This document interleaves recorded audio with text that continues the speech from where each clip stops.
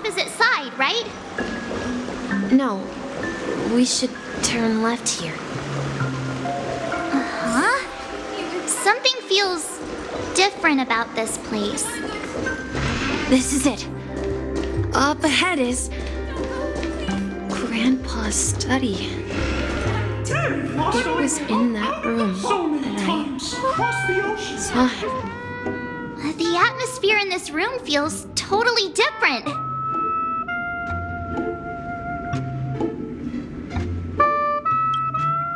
Misha! You finally come! Clocky, you're here! Huh. Yeah. This is the room where we first met each other. Are those books on the bookshelf logbooks left behind by that seafarer? Yeah. Whenever he came back, he placed a logbook on the bookshelf in his room.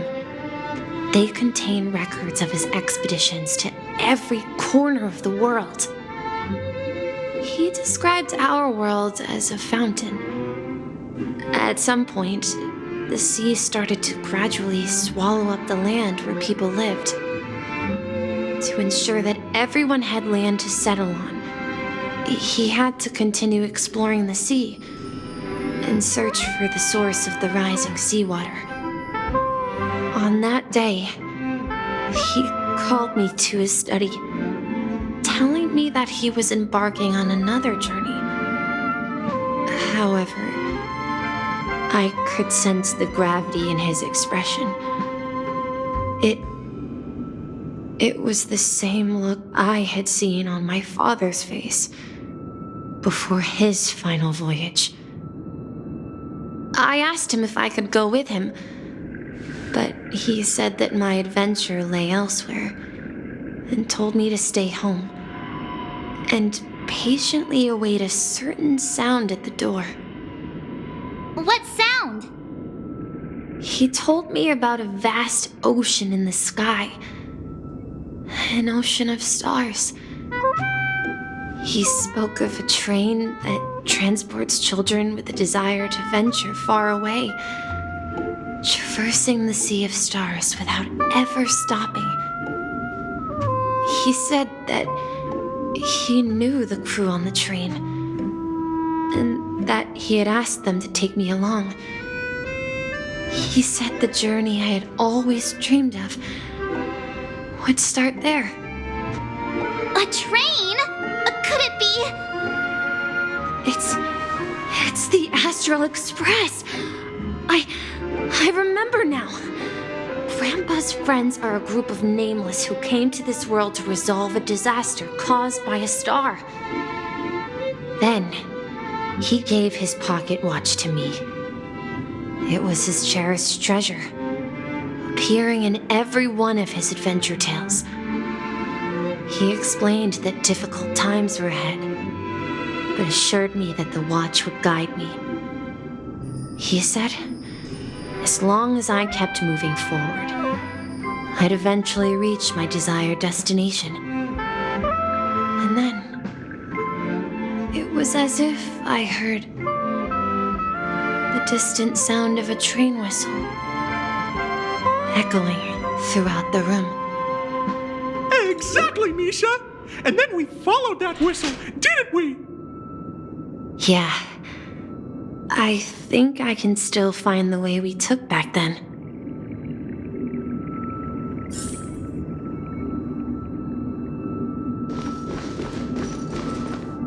This is the dream jigsaw, right?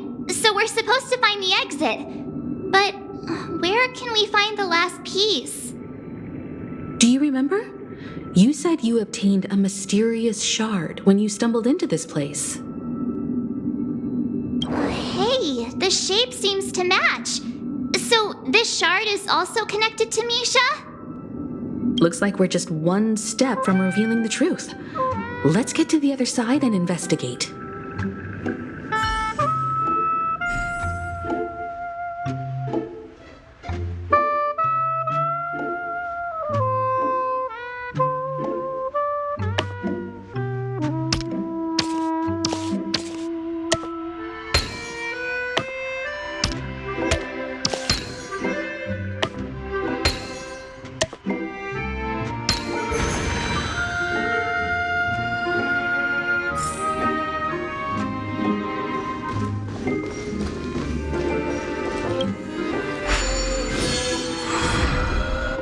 This is it. This is my room of clocks. While I spent my time waiting for Grandpa to return from his voyage, Walter gave me this workshop, and it became my secret base. Here, I learned how to repair clockwork and gears out of my fondness of precision mechanics. In my dreams, I was the captain of the compass, embarking on adventures with my companions, Clocky and Miss Mirror, in search of the new world. I was born and raised here. So, this building in the dream bubble is your childhood home? Yes, but not exactly. To be more precise, this dream bubble itself is my home. Looks like you've remembered everything now. Wait. Why does it feel like everyone else knows something I don't?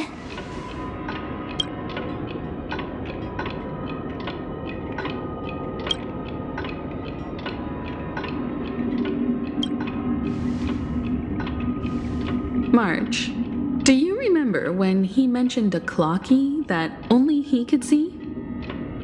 Yeah, the little guy here, right?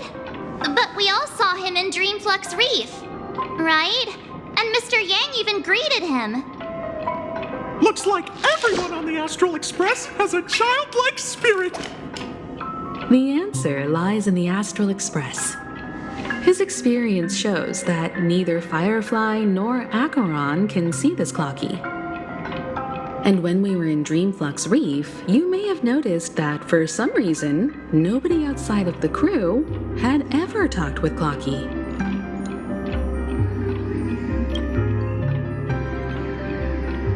A mimetic life that can only be seen by a select few. It's just like a hidden message left by someone for the nameless.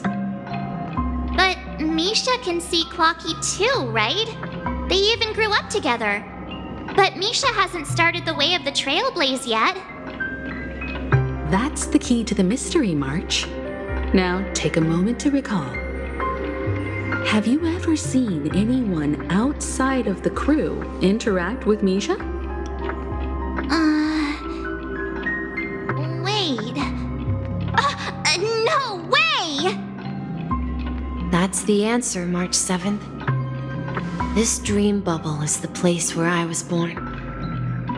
And I'm a dweller in this dream. Just like a memory zone meme. I should have stayed here and waited for you. But when reality and memories merged, I unconsciously pushed open that door and left the bubble with Clocky. So it's not that the Watchmaker's dream bubble is empty, but rather the stuff inside ran away? And the whistle you heard was the sound of the express arriving at Penacony? That's one way to see it, but I believe there's a longer story behind all this. It's best for Misha himself to explain all the details. How about we start with your name? Now, should we call you Misha, or... Thank you all for helping me rediscover my true self. Now, please allow me to reintroduce myself. I was born on Lushaka in the Presmere system, adopted by seafarers Mikhail and Char. They gave me a treasure, a name that carried their hopes. Mikhail Char Legwork, or simply Misha. If you prefer, you can call me by a more familiar name, the Watchmaker. So, you're the Watchmaker himself? Unfortunately, that legendary figure is no more. I'm only a reflection of his life. As for the child who has been with you, he's the innocent protagonist of Misha's childhood dream. A friend of Clocky, a young apprentice, and a future mechanic on the Express. And this also marks the beginning of his journey, devoted to the Trailblaze. At the end of the journey, I left this little flame, which I so cherished, in my deepest dreams, hoping to pass it on to the nameless of future generations. However, he somehow left the dream bubble and forgot all about his task. I apologize for all the confusion this caused. Because he was born with a desire to trailblaze, wasn't he? I don't think Misha has forgotten his role as a guide. He remembered it, and that's why he mistakenly appeared as a hotel doorman in his dream from the very beginning. The one who brought our unconscious friend here must have been Misha. If that's the case, we encountered the Watchmaker's legacy from the beginning, didn't we? Well, I have a sarcastic friend who says I always take big detours and end up back where I started. Perhaps that's what every nameless has to go through. But in the end, you found me. I'm sure you're all wondering what my legacy is. I believe my hound has mentioned the Stellaron and my wealth. If I may apologize, the Stellaron part is real. As for my wealth, however, it's nothing more than a baseless rumor. I left my homeland as a child and embarked on the journey of Trailblaze. I traveled to various planets until finally reaching Asdana, where my friends and I built the original Penacony and fought for its future ever since. I've been moving forward all my life, doing what I could to overcome the obstacles in my path. But ultimately, my journey reached its end, and I left behind no possessions worth entrusting. So, if you ask what's left within this worn-out train engine that can be called a legacy, I suppose it's the things that are still burning in the engine's furnace. Now that you're well aware of the current situation of Penacony, I certainly hope that you'll help me get this world back on track. But I'll leave that decision to you, for the path of Trailblaze is never paved by others. All I have for you is a story and 2 gifts. I want to give you my pocket watch. It has accompanied me throughout my long journey, guiding that naive child forward, and has been blessed with the presence of so many great people up to this day. And my hat, too. The one who navigated for me placed it on my head and planted a fanciful thought in my mind. The trailblazing expedition will never end. Now, it's time for you to make your choice. Once you've made up your mind, open that door and enter the long dream of an old man. I'll be waiting for you at the end of this corridor of time. All right, everyone, let's make a decision. Although I don't think anyone will have any objections.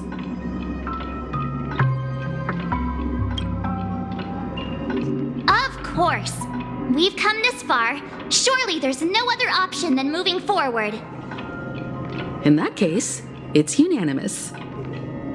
Then let's proceed together to the end of this dream and tell Mikhail our decision.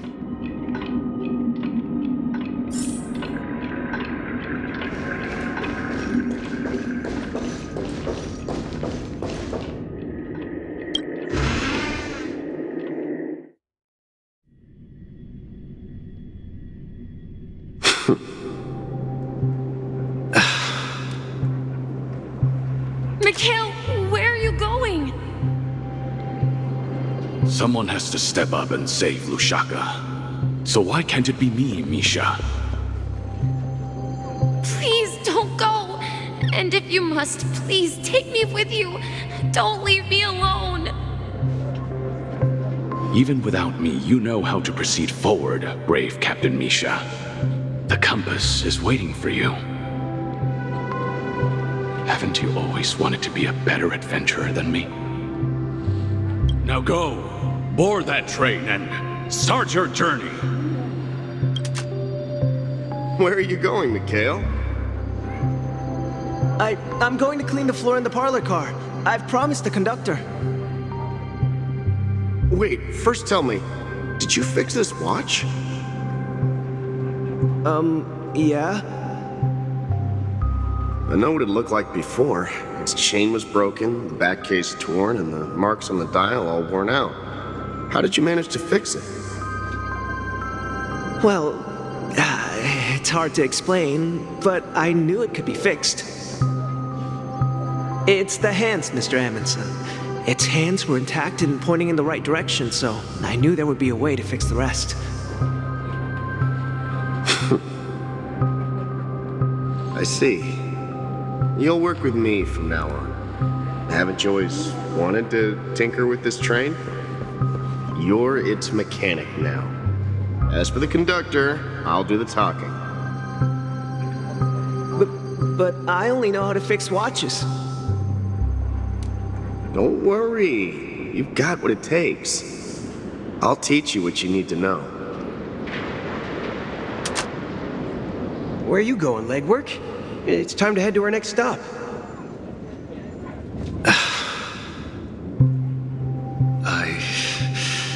I'm staying in Astana with Rosalina and Tiernan. I see. This place reminds you of home. The people of Astana have only achieved a tiny victory and still have a long way to go towards true freedom. Hanunu needs us. Don't worry, not all journeys lead to the stars. Even if I leave the Express, our path of trailblaze will continue. Yeah, I knew you wouldn't stay on the Express forever. Leave in peace, my friend. And, take this with you. This is Mr. Amundsen's hat. But why? When he departed, he said he would leave it to his best student. Well, I suppose the time has come. Farewell, legwork. Take care of Tiernan and Rosalina. And don't forget to write to us.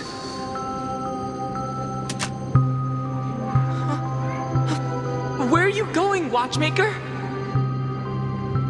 Don't worry, Micah. Just going on a little trip. Someone has to be at the forefront of the interstellar frontier, and I'm the only former nameless in Penacony. So why can't it be me? Because you're all we have. Have you forgotten about Tiernan? The cosmos is way more dangerous now. What will happen to Penacony if we lose you too? But what will happen to Penacony if we don't find a way out? Ah, Tiernan. How could I ever forget him? I've spent countless sleepless nights asking myself why I didn't go with him back then. We Nameless won't stop. Don't worry, Micah. It's just a matter of getting back to my old profession. Just wait for me to come back. But if, and it's a big if I don't come back in one piece, then you'll become the next watchmaker. Where are you going, old man? Oh, you're here. Answer my question. What are you up to? Relax, Gallagher. I just came up with a great idea. Wanna hear it? Oh, come on. Aren't all your ideas just ways to get yourself killed? I may be blunt here, but you're the last remaining hero in Penacony. If you die too, the secret of the Stellaron will go to the grave with you. Yes, I'm afraid there's no way out in Penacony, so I'll have to consider alternatives beyond Asdana. We'll organize a festival using the Watchmaker's legacy as a facade and send invitations to the entire cosmos to gather people here. So, a desperate struggle against the family? Desperate? Don't we have you here, my friend? This task is challenging, but what hasn't been challenging for us along the way? Well, whatever you do, remember, make sure to send an invitation to the Astral Express. Misha! Where are you going? Oh, it's you, Clocky. Take me to Dreamflux Reef.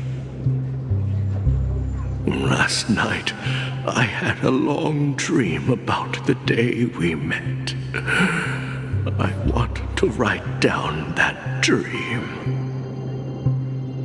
Write it down? Why? Oh, so I won't forget it.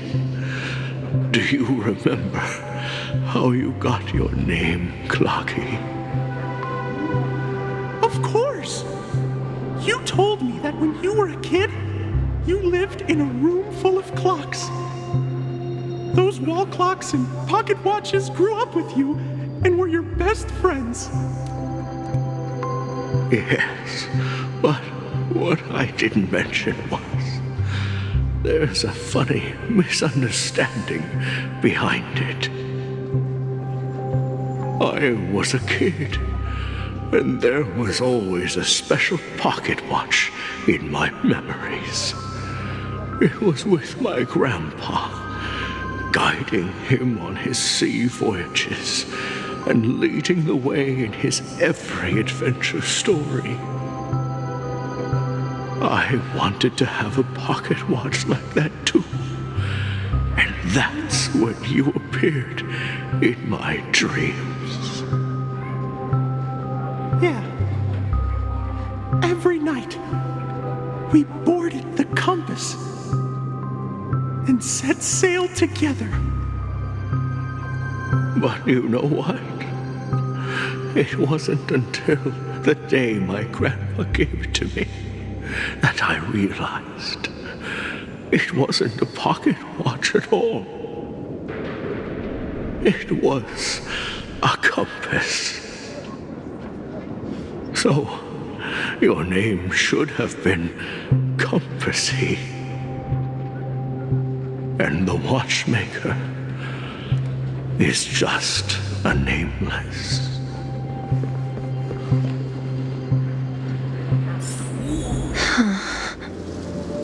We've arrived at Dreamflux Reef.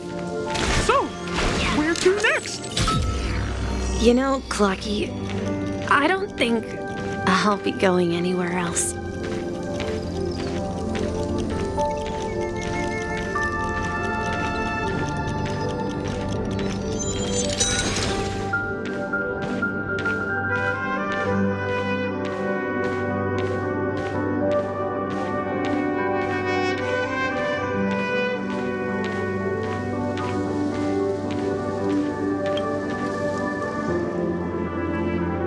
I've traveled far enough, and it's time for a little break. Oh. So, we'll set out again. When you're rested? No, I'll stay here. And then, this is where it ends. This is where it ends? What do you mean, Misha, you told me that the trailblazing expedition would never end. Yeah, that's what I said.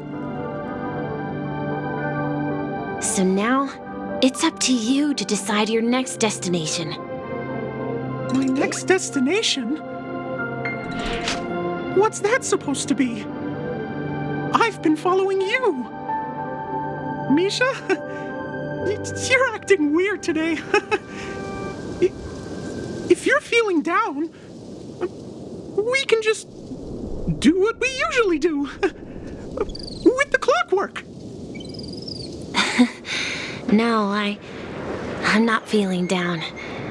As for clockwork, yeah, it resolves all problems in this dream. So, do you know what clockwork actually is? I'm not quite sure.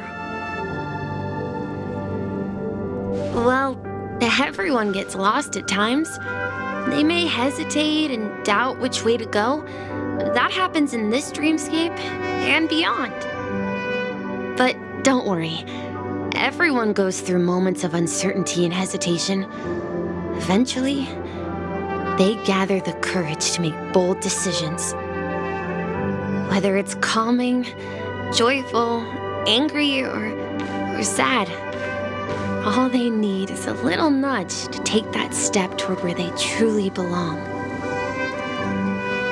I'm leaving that little nudge with you, and I hope you'll share it with others. Such is the essence of clockwork, the will of the trailblaze.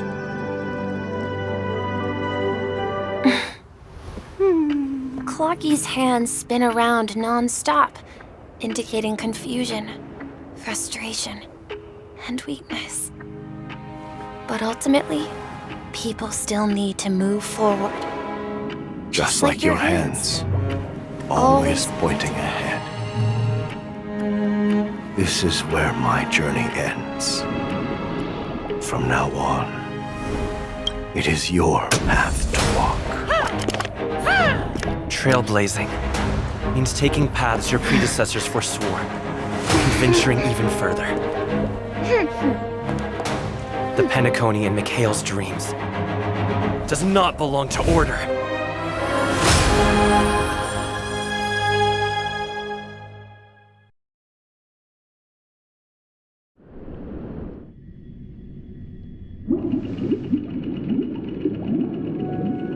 I can't believe that Eon would cast a glance at Penacony at a time like this. Is it because of the resonance from the legacy of the Trailblaze? Or perhaps the bond between you is so strong that it even impresses an Eon? Well, there might be another possibility. Perhaps they want to witness, on behalf of the fallen eons, who will hold the future of Penacony. If that's the case, on behalf of the Dream Master of Penacony and the 107,336 members of the Oak family, I'm extending a formal invitation to all of you. I'm cordially inviting you all to the Penacony Grand Theater to participate in the upcoming Charmony Festival. And, of course, you won't be in the audience, but on center stage. Since the future of the Stellaron, Penacony, and even the entire cosmos is at stake, let's draw a conclusion there, in all fairness. If you truly believe in Akavili's path, then show me their courage and determination.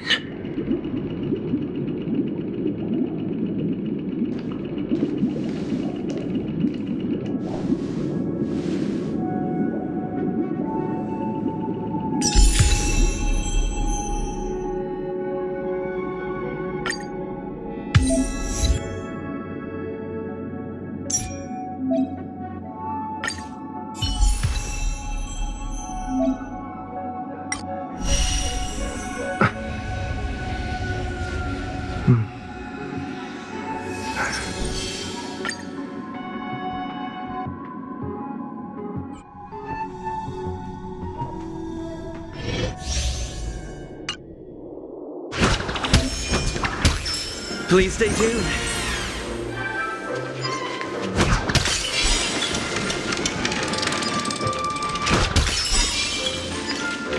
Ha! We need a strategy. Please stay tuned.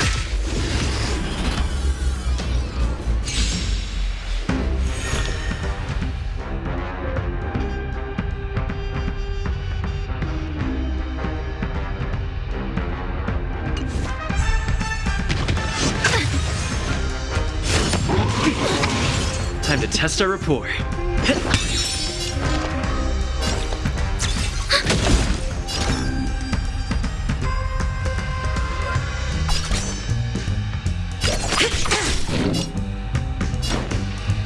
How's this taste? Thanks for the support. Dreams do come true. Commencing support. Enemy data secured. Net markers activated. Time for a good old counterattack. In the mood for another beat? Slice like a good, my friends. Indulge yourselves! The mood is set just right. Let the show begin! You can't hurt me. Let's improvise. We have the upper hand. Inputting commands. By the order of the 10 lords, execute the Marstruck!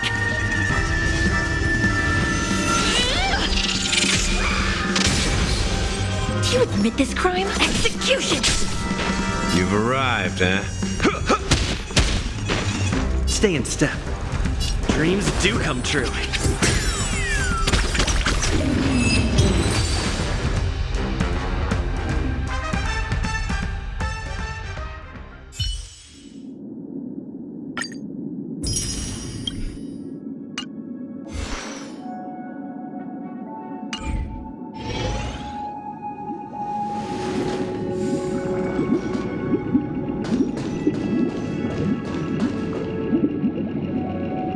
Does that mean he wants to fight us during the Charmony Festival? I'm afraid so.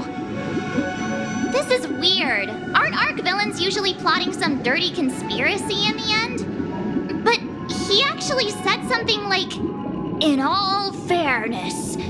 Could it be that he's underestimating us? Well, in my opinion, Sunday is deeply committed to his own philosophy and genuinely wants to prove that the Order is right. I sensed a strong conviction and a desire for dominance in him. Maybe he won't accept the outcome unless he wins fair and square. That's why he'll give it his all in the upcoming battle.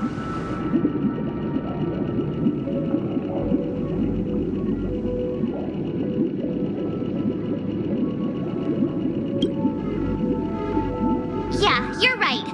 We've even dealt with a Lord Ravager of the Destruction, so a follower of the Order won't be a big deal. Anyway, we can't leave the Stellaron unchecked. This is about trailblazing a bright future for Penacony and fulfilling Mikhail's and his predecessors' long-cherished wishes. Now that we've taken up the mantle, we can't afford to fail them. However, the same applies to the Order. Their plan didn't materialize overnight, and they have the profound collective consciousness of the planet of festivities behind them. The desire to dream, to slumber and escape reality. All those hidden emotions have given birth to the sweet dream of the Order. They've harnessed the will of an entire planet to create an eon. This confrontation is far more complicated than a simple power struggle. To secure Penacony's future, fighting on the stage alone is not enough. What do you mean? Are you not coming with us? I believe Firefly is trying to say that she's heading off to another battle.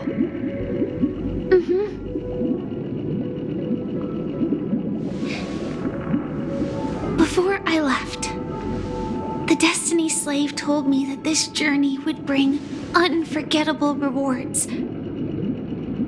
Even though the script he gave me only had a few lines, I couldn't ignore them. Because one of the lines said, "I'll experience death 3 times in the land of the dreams." 3 times? This can't be serious, right? The first time was a painful death when I was stabbed by the Blade of Dormancy, which led to all subsequent events. The script will always come true, but in a way that will only be revealed when that page is turned. So now I've understood the meaning of my second death. And I am prepared to face it. If all goes well, my efforts will provide crucial support for you. Only by achieving victory in this battle can we secure a future for Penacony. And only then, my third and final death won't come true in the most terrible form. The most terrible form? Does that mean... The true death, where everyone in Penacony loses themselves completely in the eternal sweet dream of the Order. We must do everything we can to prevent that. Have you made up your mind, Firefly? Yes. Otherwise, I wouldn't be here.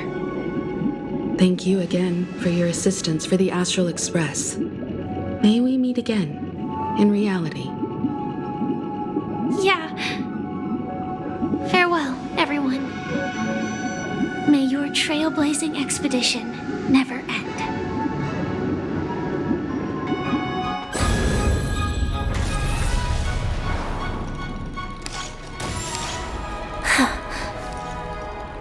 I dreamed of a scorched earth. Everyone, are you ready? A new shoot sprouted from the earth. It bloomed in the morning sun and whispered to me. Like fireflies to a flame, life begets death. May we meet again in reality.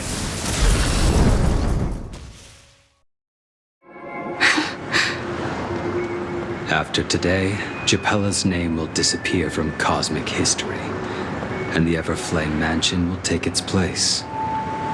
In the not-too-distant future, you'll receive an invitation. That's your next stop. Land of the dreams. Penacony. I hope you find whatever you seek there, be it answers or salvation. You mean my 3 deaths? Silverwolf told me about it. It's such a shame that it's not part of my script. Well, I want to live. I'm never afraid of death. The opposite of death is eternal life, and that's something I'll never desire. People die, and I am no exception. Death is like a script, a fate that cannot be defied. But that's exactly why we have to choose where we want to rest forever. Do you exist just to perish? Are you not the same, Blade? The end you desire is not one dictated by others. If I were to die now, I would only be a weapon. I believe I should die as a human, though it's definition escapes me. Isn't this the answer that ordinary people look for their whole lives? A name that can be carved onto their tombstone. The tombstone that belongs to me once bore the inscription, Glamoth's Iron Cavalry. Then it changed to Stellaron Hunter. But one day, it will bear the name Firefly. And all the brilliance she showed at the end of her life.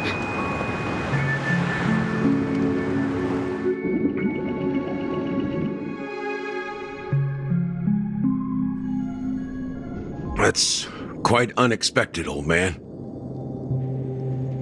Who would have thought your crazy plan would actually work?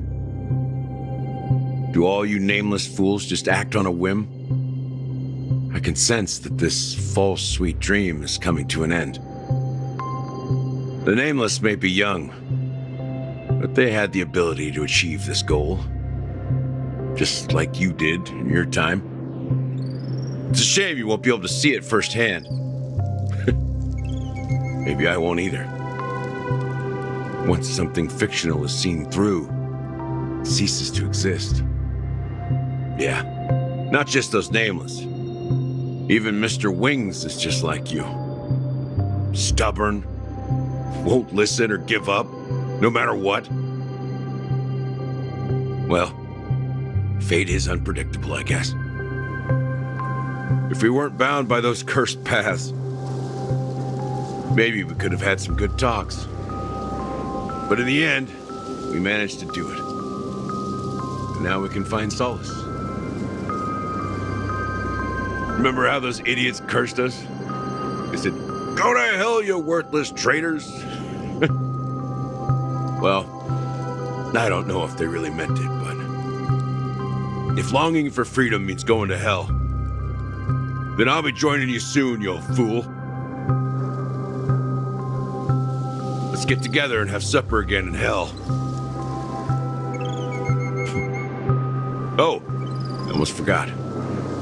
There's one more thing. Here's to you. A glass of hello and goodbye, Trailblazer. To the imperfect tomorrow.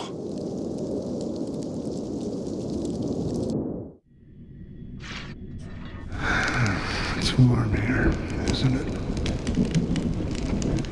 You're lucky to have found shelter from the rain, let alone fresh berries in this desolate place. I was just following the scent of life. It's particularly strong in a place like this. It's a shame these berries don't have much flavor. Seriously? In case you didn't know, this fruit is pretty juicy. The only downside is that when you chew it, it becomes extremely spicy. Have you lost your sense of taste? I can still taste certain things, like a faint sweetness. Before coming here, I stopped by a place called Orkron. It had barren cliffs and nights lit by bonfires. Burgundy snow would fall from the sky, and when it landed on my tongue, it tasted like raspberries. The flavor wasn't exactly sweet, but it left a lasting impression. When I think back on my past, I realize that what's tying everything together isn't the big events, but rather these small yet unforgettable moments. Don't worry about it. Losing oneself is a reality that every self-annihilator must face. At least I haven't completely lost my senses and memories yet. Well, congratulations on adding another footnote to your journey. By the way, are you always alone? No, I had a companion in Orkron. She's a short, nameless girl who aspired to explore IX. She always said she'd walk a path deeper and farther than Akavili's. Quite an ambition for such a small girl. So, what happened? She became stagnant water. Well, my condolences. Condolences. I don't need them. The girl left with a smile. She never regretted her choice and most definitely wanted me to say goodbye with a smile. So, that's what I did. That's proof that you're grieving for her. Or perhaps I'm just afraid. Afraid? I rarely sense that emotion from you. What do you fear? I'm afraid I'll forget the 30 days I spent with her, just like all the other days in my life. Most of them have already washed away with the rain, disappearing into an unseen realm. I fear that those vivid red memories will fade away too. There isn't much color left. And besides this faint, warm red, there's almost nothing. Hard to imagine. A ranger accustomed to bloodshed, destruction, and chaos finding warmth in the red color. Because I have experienced this warmth many times. Long ago, I promised someone that I'd bring it to more people. And that for every remaining moment of my life, I'd strive for a better ending for all. As long as this red color still lingers, I have a chance to fulfill that promise. It represents a burning fire, a blooming flower, the berries in this cave, and life itself, fleeting yet still dazzling.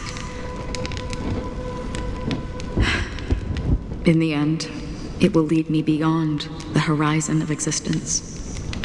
And on the other side, I will cut off nihility. The one blessed by the sleeping and shapeless is considering how to kill them. That's truly pure nihility. But you're right about one thing. After spending so much time near this stagnant water, only when I look at this vibrant red fire do I realize that I'm still alive. When will this rain ever stop? Perhaps when the sorrows of the departed have finally quieted down, the sky will clear up.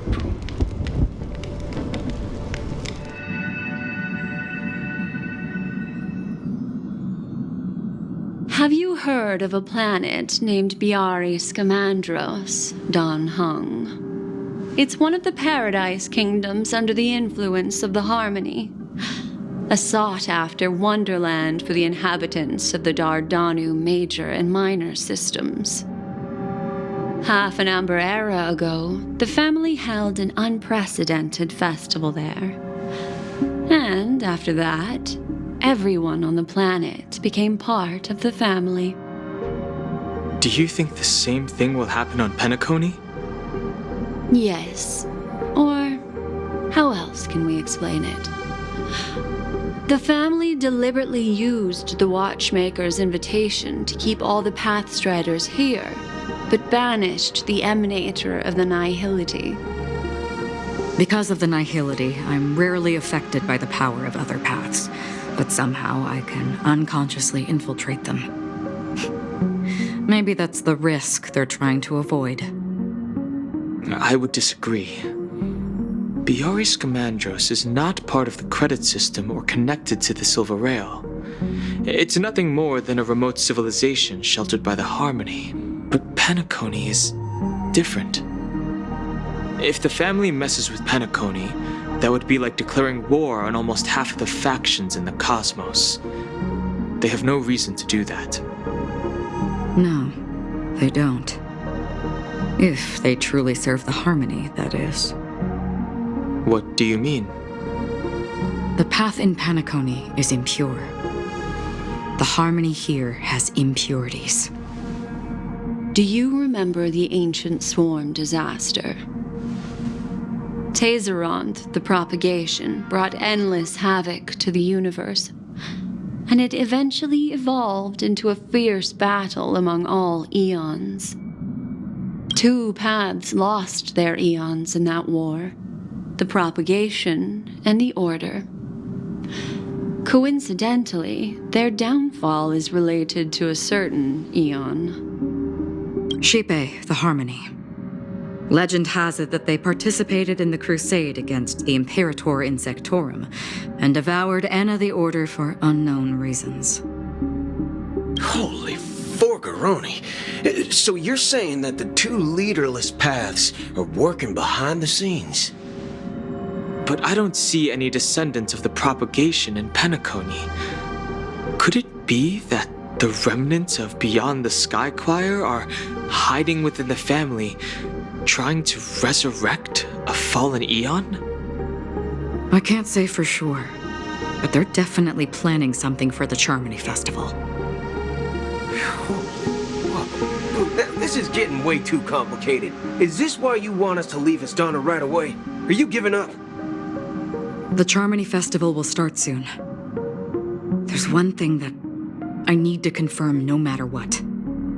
A warp jump is the best way to do so. Time is running out. I have another plan.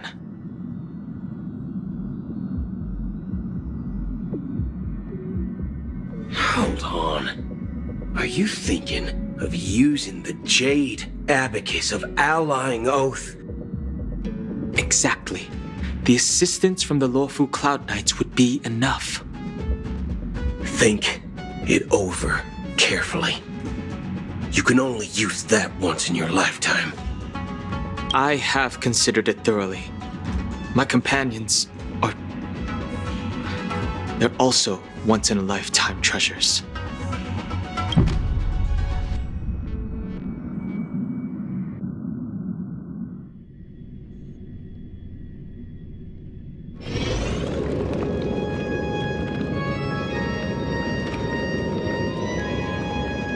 Are you the only one here, my child? The Nameless is quite the diplomat. Our secrets have spread like wildfire within the family. And IPC starships are gathering towards Astana. This is a crucial moment for us. So, where is the chosen one who harmonizes the varied sounds?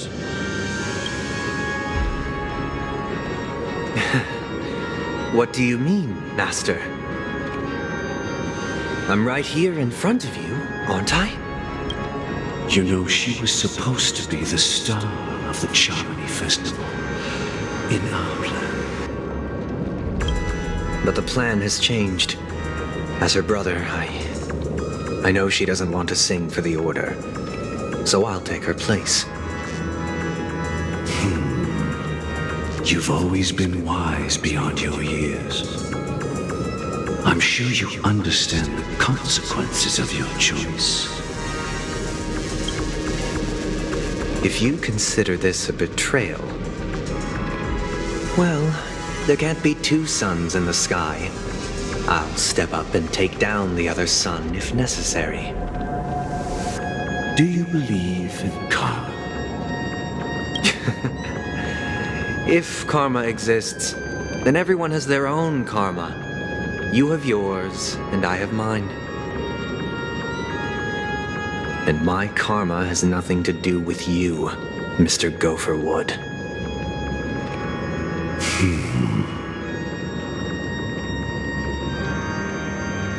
All right. Since you're willing to sacrifice yourself for her, I'll grant your wish. Well, the compromise came sooner than expected. Why? You and your sister were born as twins of the Order. And one of you is destined to follow this path to the end.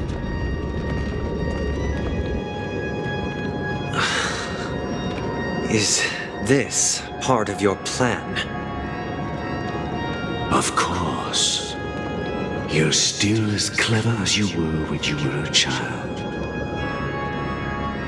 The opening is near. Go, my child. Seize the power of the harmony and reveal your karma. I have one final question, Master.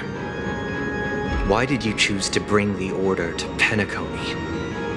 Wouldn't it have been better to choose a desperate world instead of a city filled with hope and dreams?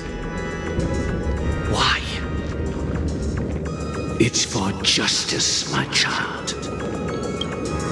If we lose justice in our hearts, we'll make the same mistake as the Harmony did.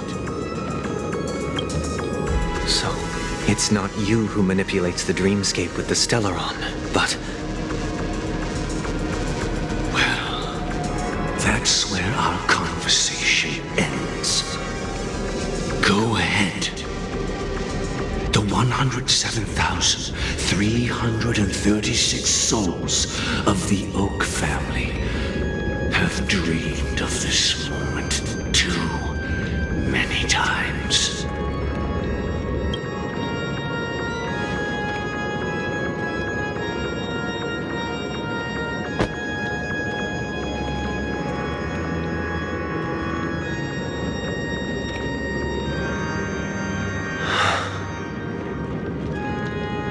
I shall ascend to the heavens, becoming the scorching sun.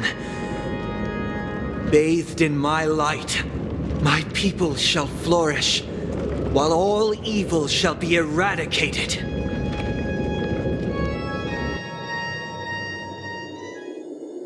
This is the interior of the Penacony Grand Theater. It's quite exhilarating to be flushed into the air by Soulglad. But why is the venue still closed when the Charmony Festival is about to start? And not only that, the entire theater is eerily quiet. No audience, no staff, no one around.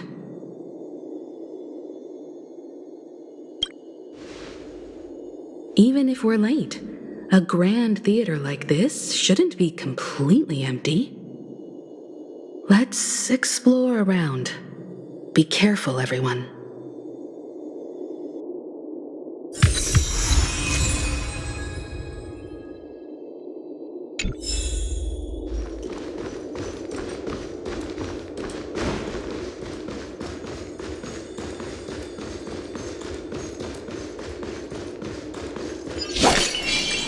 Gosh, the atmosphere here is so creepy and unsettling. Even if there's no audience yet, there should be some staff around.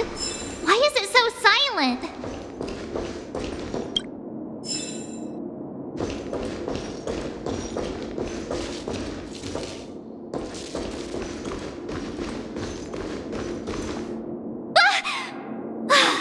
Yikes! They scared the life out of me!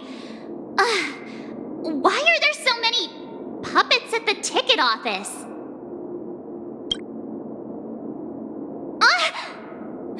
Stop it! Are these puppets part of the stage setup? Even so, it's so eerie that the entire front hall is empty.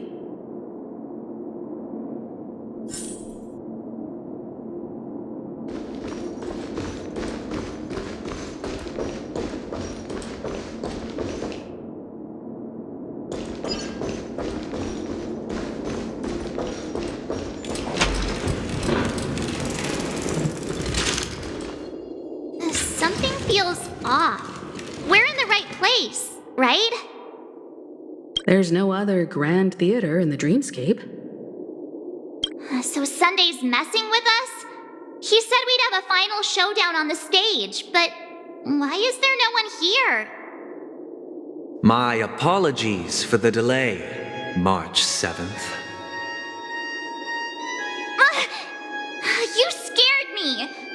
Where are you now? I'm waiting for you behind the curtain.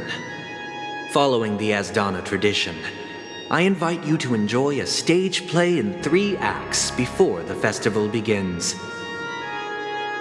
History is a mirror reflecting the universe's true essence. Let's use this opportunity to delve into the rich history of Penacony and the eons. Within it, naturally, the future takes shape. Let us commence with the dawning of the world. After the Dusk Wars, darkness veiled the sky, and chaos consumed the earth. Enna the Order emerged, destined to restore all existence. That marked the first day.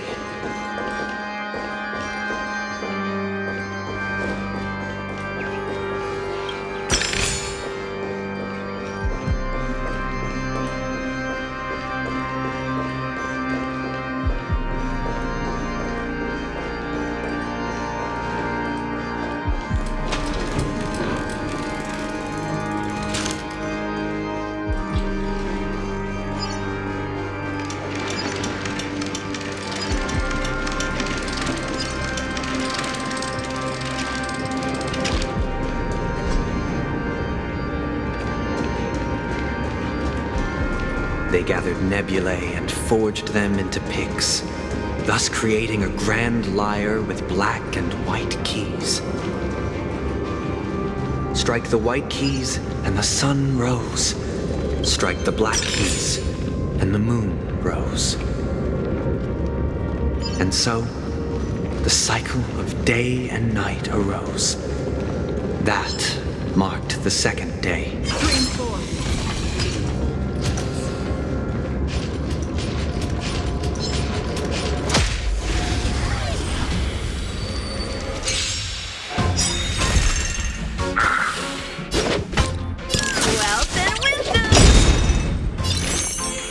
In the still waters of oblivion, I guide the wandering souls.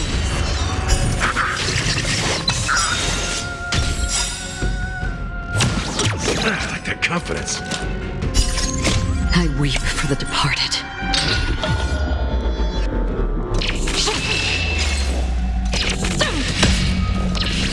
Dusk's reign, it too shall fall.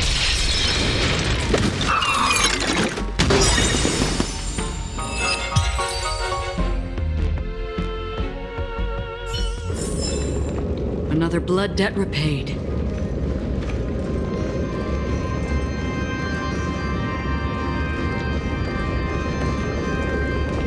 The puppets are gathering around the frame. Are they expecting us to enter it?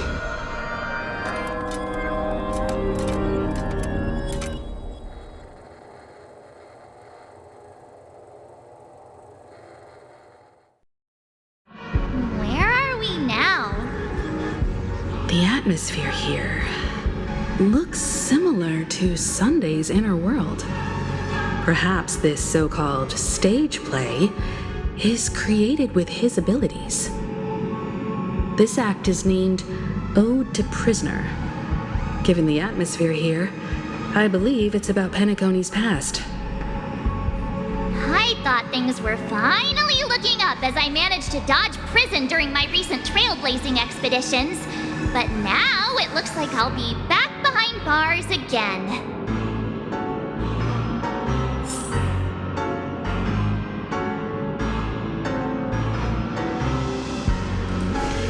I genuinely wish to avoid a violent clash with my esteemed guests from afar.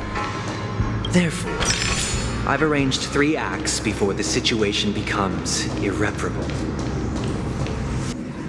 Where shall we start our narrative? Well, let's start with the time when Penacony was still a frontier prison.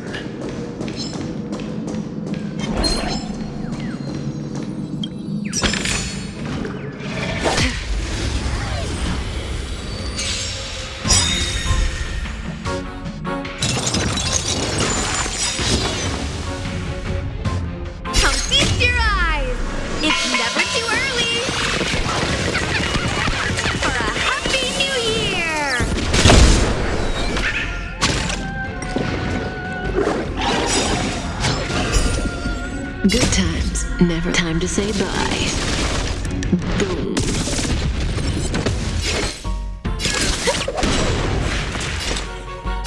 Still waters of oblivion.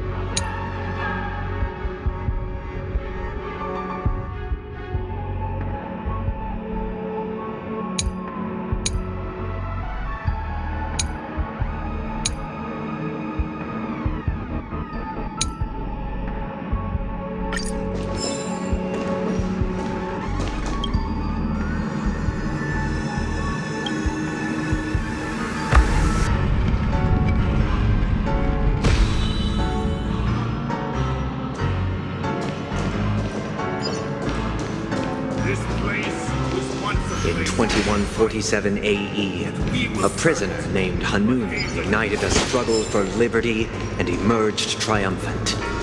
IPC referred to it as the War of the Frontier, while the Asdanians dubbed it the War of Independence.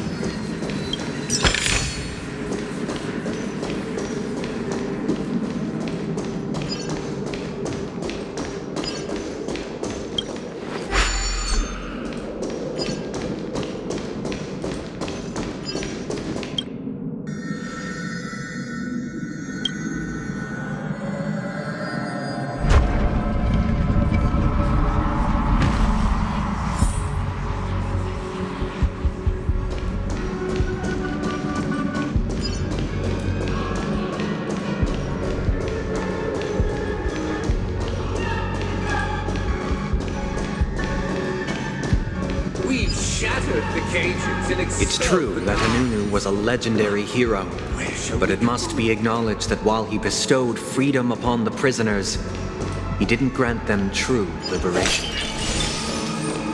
Thank you for staying here, honorable travelers. The three nameless stayed on the planet, endeavoring to spread the tenets of trailblazing.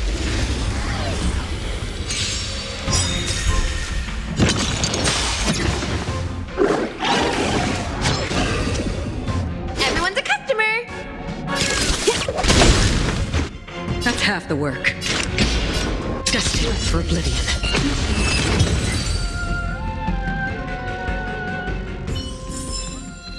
Another blood debt repaid. Seek, and you will find.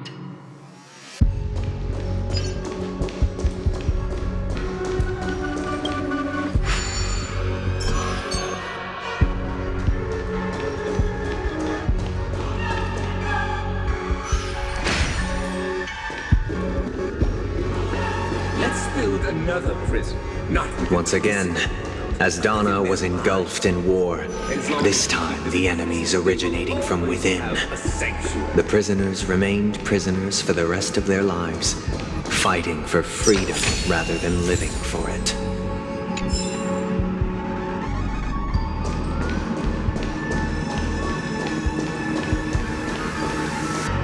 I hope you like this land of freedom on a scorched earth. As you can see, their sentences have long ended, and the IPC guards have long been expelled. Yet, these prisoners remain enslaved, not by external forces, but by the confines of their own minds.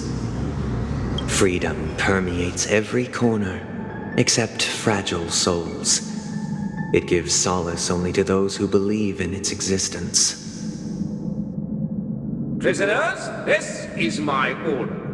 Learn the essence of freedom and teach your fellow prisoners to fight for their lives.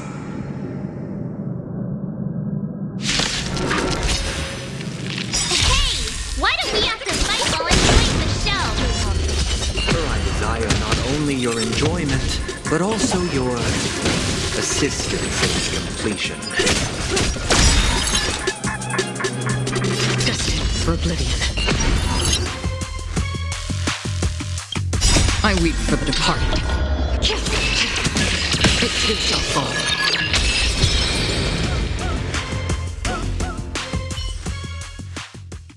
No one can restrain you anymore. You are free. Thus concludes the first act. Amidst a raging war, the frontier prison headed toward becoming Land of the Exiles.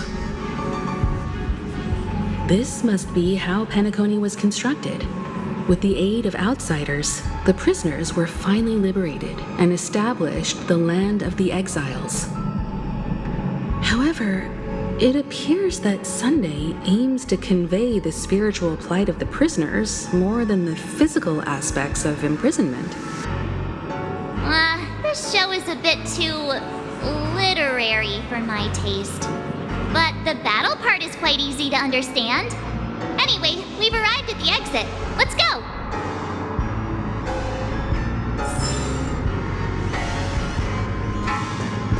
These puppets.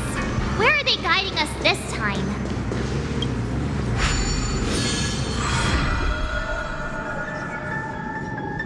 They transmuted streams of stars into inked nibs, creating symbols to be pronounced and counted. They molded star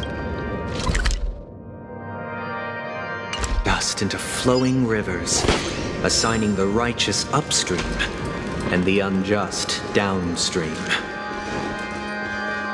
Thus, all things were marked, and the world learned to discern between good and evil. That marked the third and fourth days.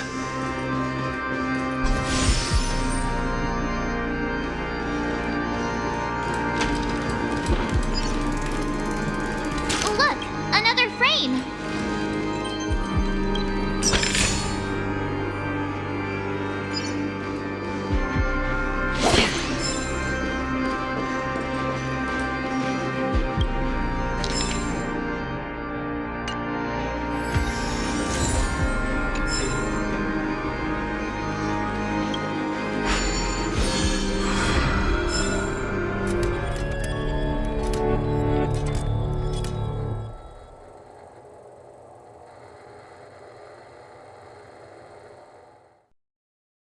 Ode to Fool. This must be the second act. The surroundings are different from before. The stage decorations look a bit tidier now. Behold the ensuing tale, a struggle for power. Penacony witnessed the ascent of the 7 major lineages: tree, grass, flower, bird, beast, fruit, and insect. Peace never truly graced Land of the Exiles. The history in this era is rich and intricate, so please allow me to present it in allegorical form.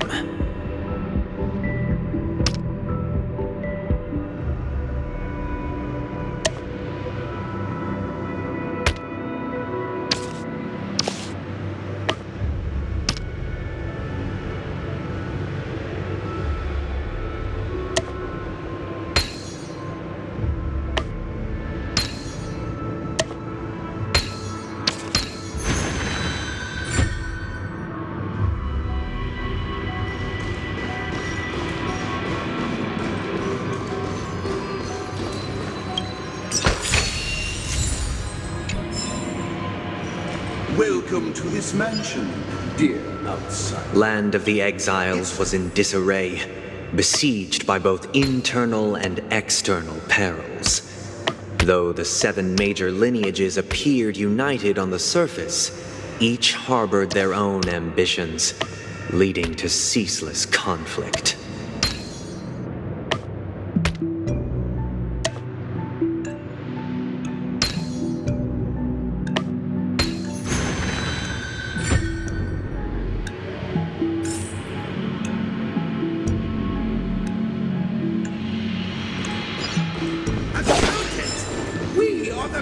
members of this mansion. The Black Plum family was the first to fall.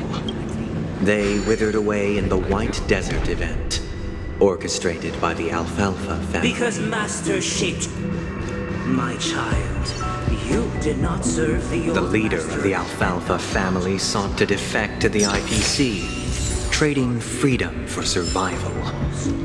However, his eldest son slew him in the name of righteousness and ascended as the new family head.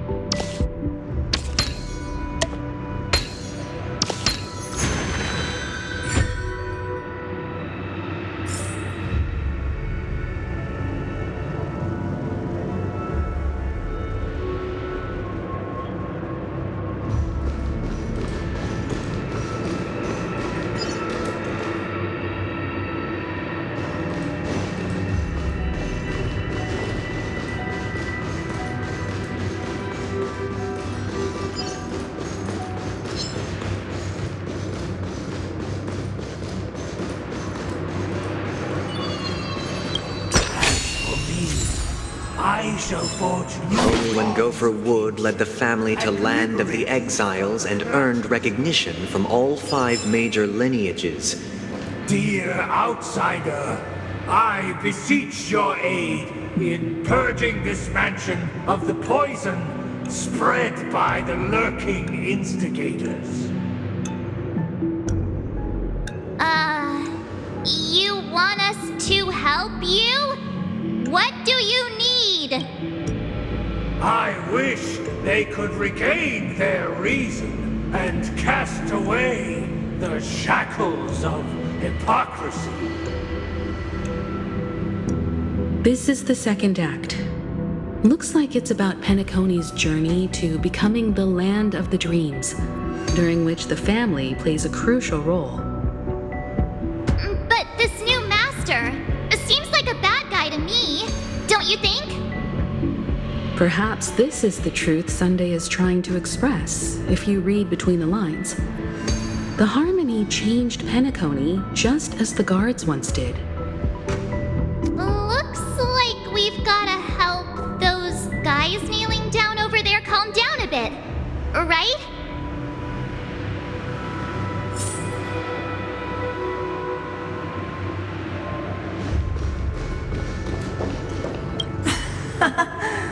In the absence of my master, I am free. But without their guidance, for whom shall I sing?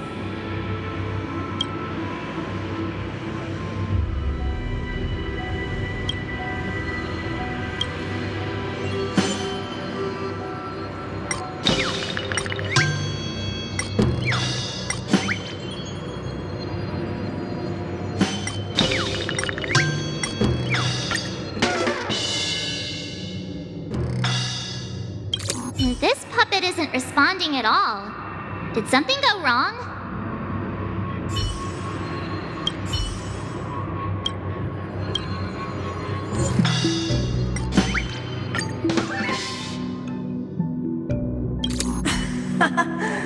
In the absence of my master, I am free.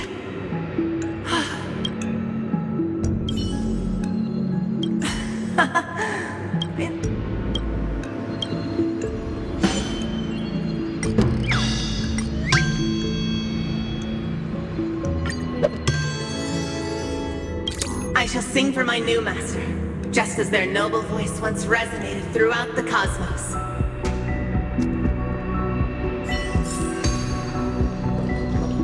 Master!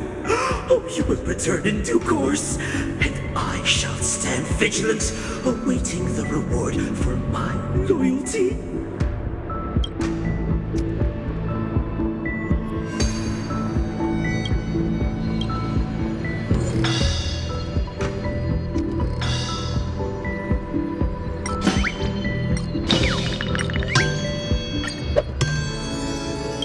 Master, now that you have gone, I shall wait no longer for my reward. I shall seize what is rightfully mine.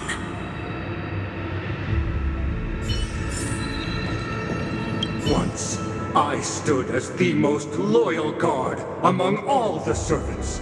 Now, with my master banished, it's my right to assume control of his dominion.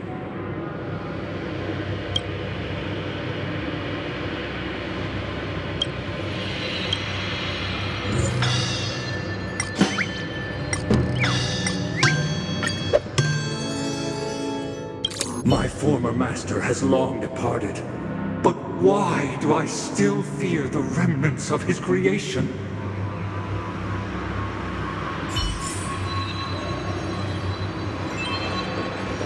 Master is no longer here. I thought I'd be free, but I'm not. Now, without my master's command, I'll have to seek guidance from the blind.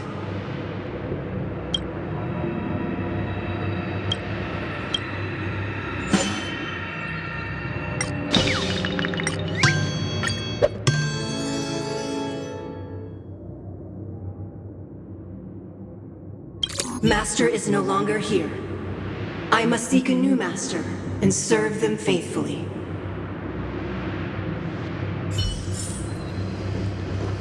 Either I shall be my own master, or I shall return to my former master. I shall not submit to a new master under any circumstances.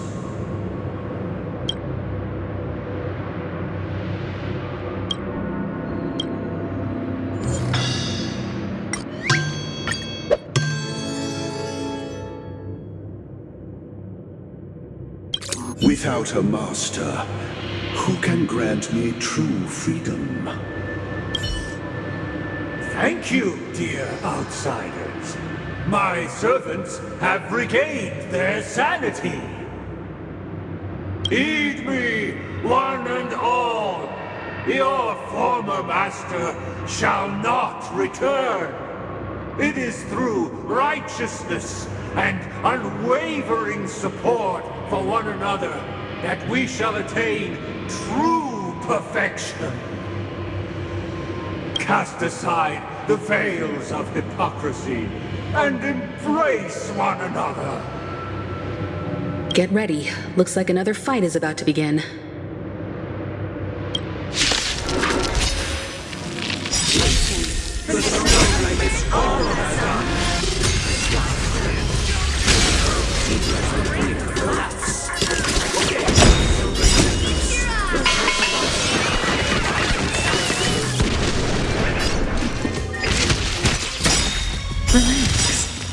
I weep for the departed. It too shall fall. Destined for oblivion.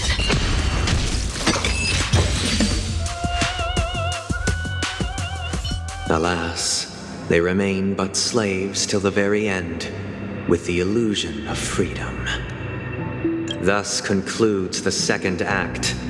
Amidst an illusory harmony, Land of the Exiles charted its course toward becoming the planet of festivities. This is how Penacony fell under the family's control. Since the arrival of the Harmony, the Land of the Exiles has undergone dramatic changes, not all of which have proven beneficial. This guy really loves dramatic scenes. Bet he comes from a whole lineage of stage performers.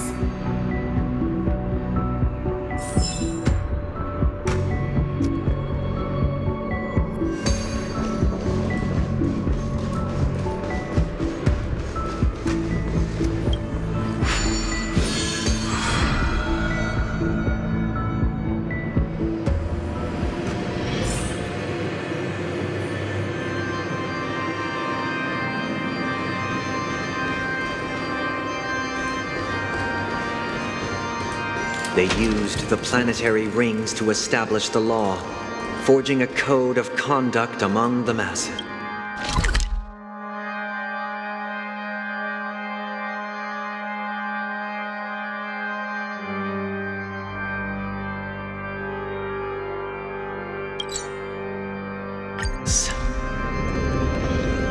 A grand lyre with black and white keys served as an instrument, while symbols of articulation and numeric... This guy is really into these puppets.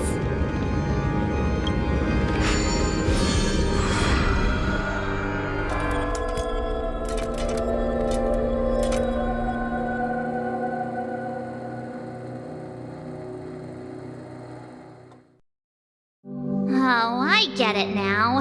The last scene is all about singing the praises of the Order. And the atmosphere here is completely different from the previous two scenes.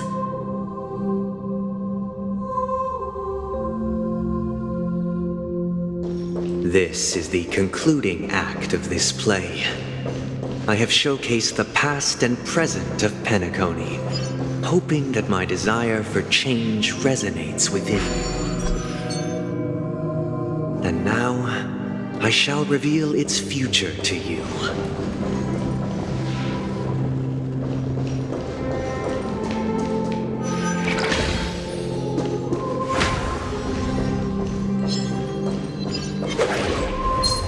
Stream forth, gleam old blades.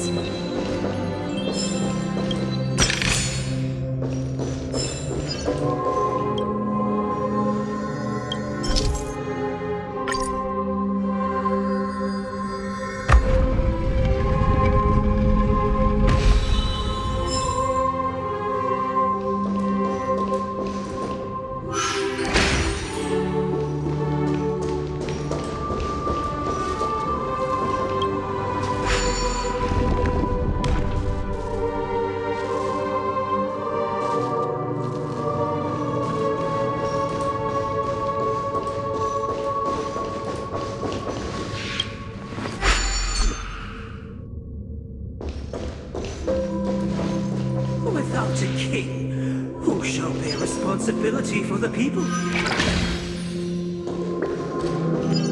If the people lack foresight, we will make choices on their behalf and bear the responsibility.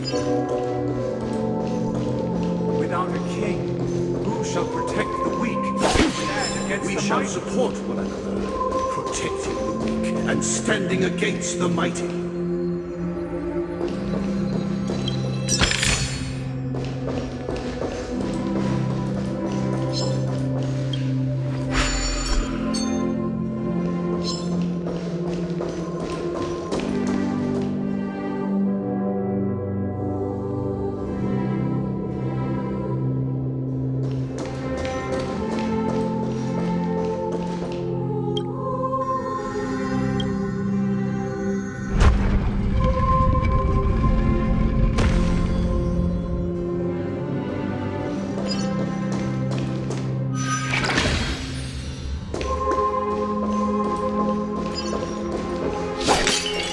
Without a king, who shall govern the movement of stars? Before the uprising, everything followed its natural course, and so it shall continue, even after the king's departure. We no longer have rule, for we have become kings of all things.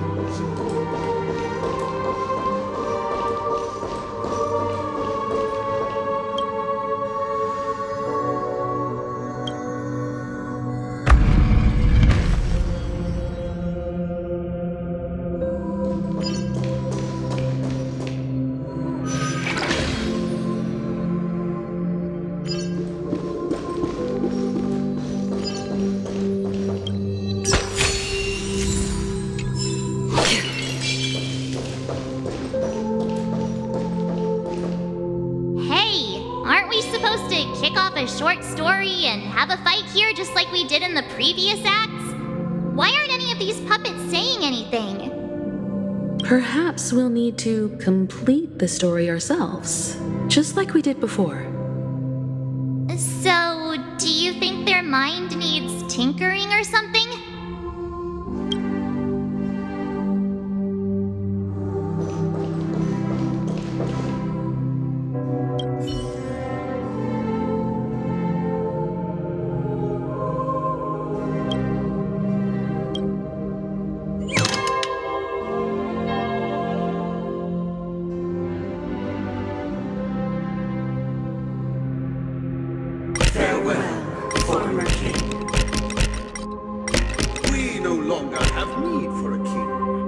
we have become kings of all... How did it go?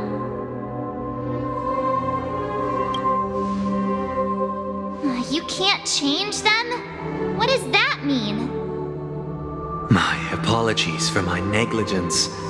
I forgot to inform you that the final part was scripted long ago. Let our previous king recount it to you. Now it is time for the final rite. Prepare for battle. Looks like we'll have to fight again. Descending from the infinite spiral stairway, I traverse towards the future with measured steps. Worrying and free will or secret. But the contours of my mind shall intersect with I weep for the departed. It too shall fall.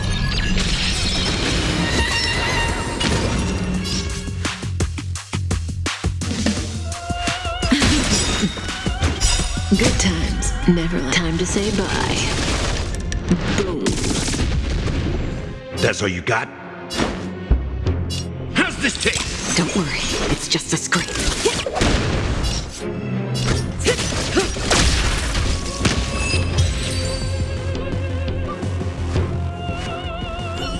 In the hushed expanse of a nocturnal reverie, I leave faint traces behind.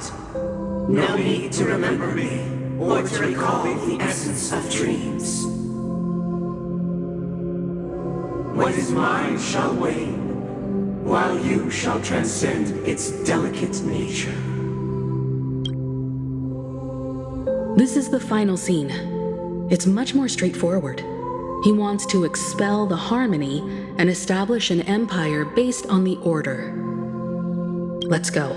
Once this stage play concludes, it'll be time for the main event, the Charmony Festival.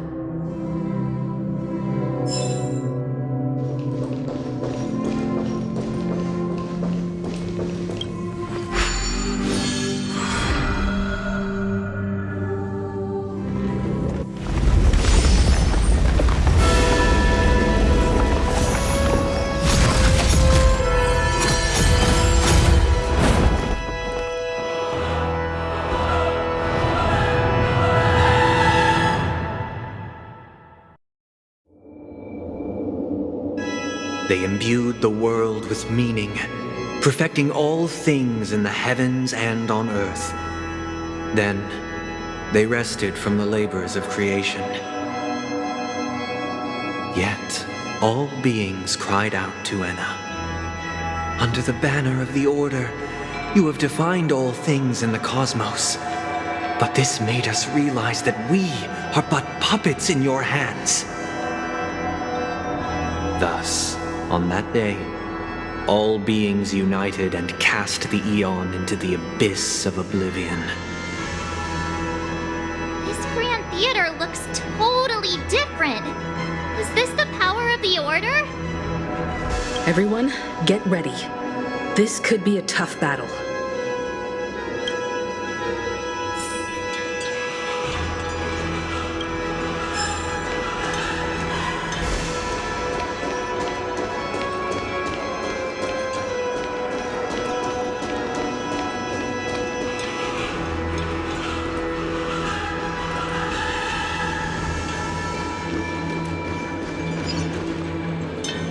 That marked the seventh day.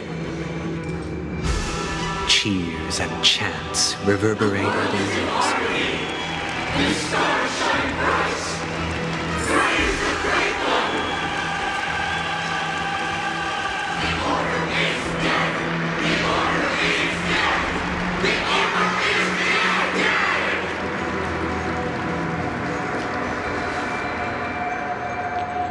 Look, there he is! That concludes everything related to the Order. What are your reflections on this, my dear guests? Nevertheless, this is but a trivial blip in the annals of galactic history. What truly matters is the course this river shall take in the days to come. You've arrived at the perfect moment. The Charmony Festival is about to commence, and it would be a shame if you were absent for the Harmony's prologue. Allow me to extend my warmest welcome once more. Welcome to Penacony Theater, the very core of the Sweet Dream, the abode of the Stellaron, the grand stage of the Charmony Festival, and the very place where the future of Penacony shall be determined through conflict. Your unwavering faith in the Trailblaze is truly impressive.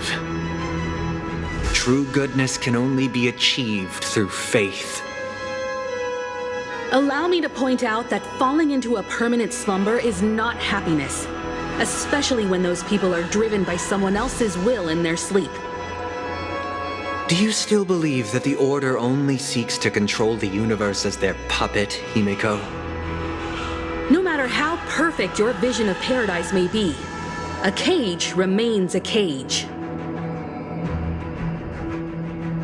People will never achieve true happiness in a world like that.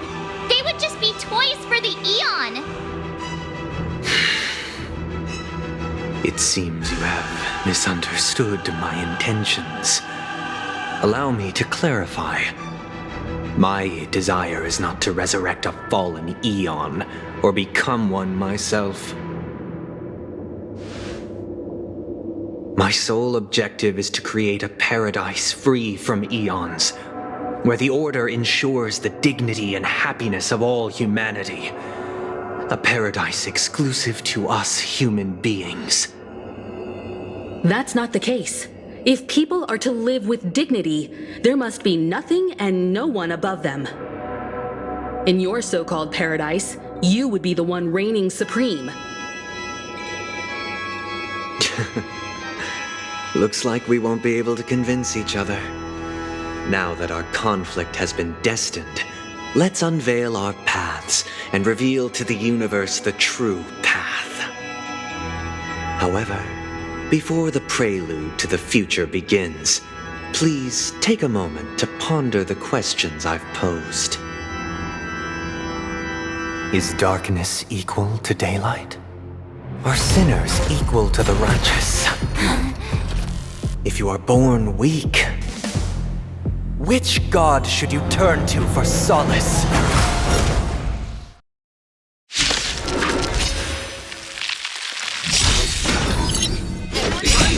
Good race, man.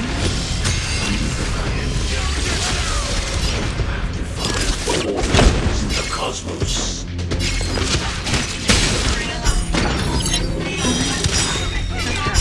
I reset the party. It too shall fall. On the still waters of oblivion.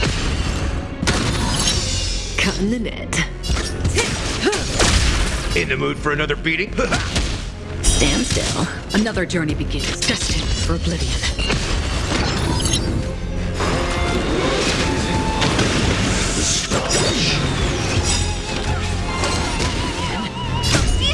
Happy New Year!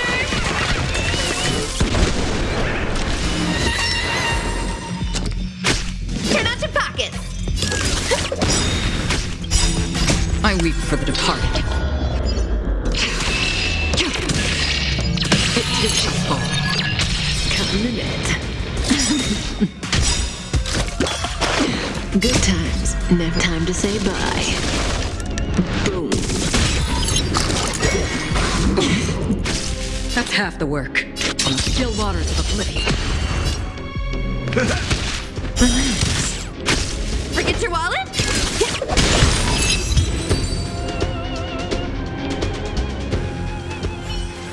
I already know your decision. I now permit you to gaze into the sun. On these 107,336 stones, the almighty and powerful strings of harmony are at my disposal. The supreme tuner, harmonious choir,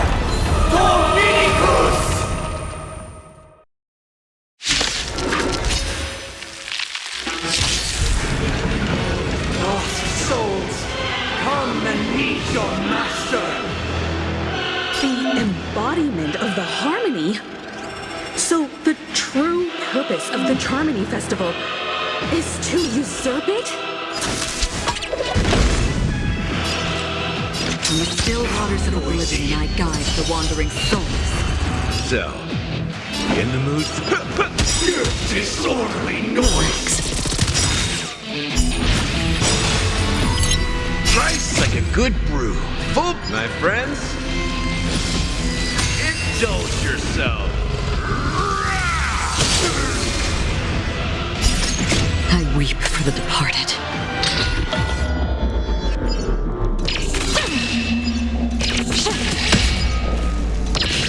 Dusk's ring. I'm feeling like there's another world in front of my eyes. It's the power of tuning. Don't let the song distract you.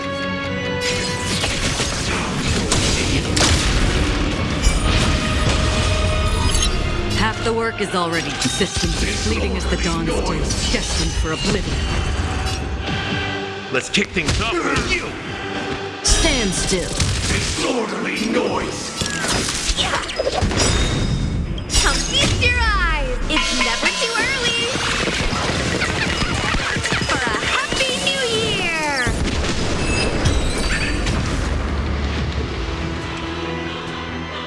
The time has come. Creation will be reborn from the remains of the gods. Dan Heng?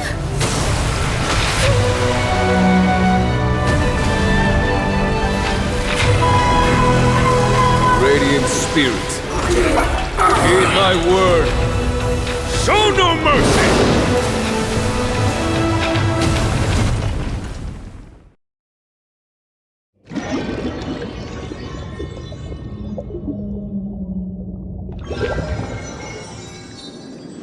Wake up! Wake up! Hey, wake up! The sun's frying your butt! Are you alright? Can you hear me? Do you remember your name?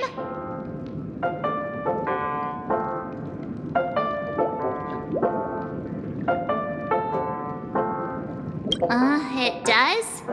Well, doesn't ring any bells to me. Looks like your mind's still in one piece. If you're able to remember such details. Well, that's reassuring. It's a long story. Simply put, Don Hung used the Jade Abacus of Allying Oath when we were in the middle of a fierce battle and summoned the general to help us just in time. And then we returned to reality. Look, this is your room. Everyone else has also returned from the dreamscape. Himeko and the rest are at the lobby discussing matters with the general. And now that you're awake, we should tell the crew that you're all right. Come with me. Not going to come chat with me, sleepyhead. That voice. Is that Black Swan?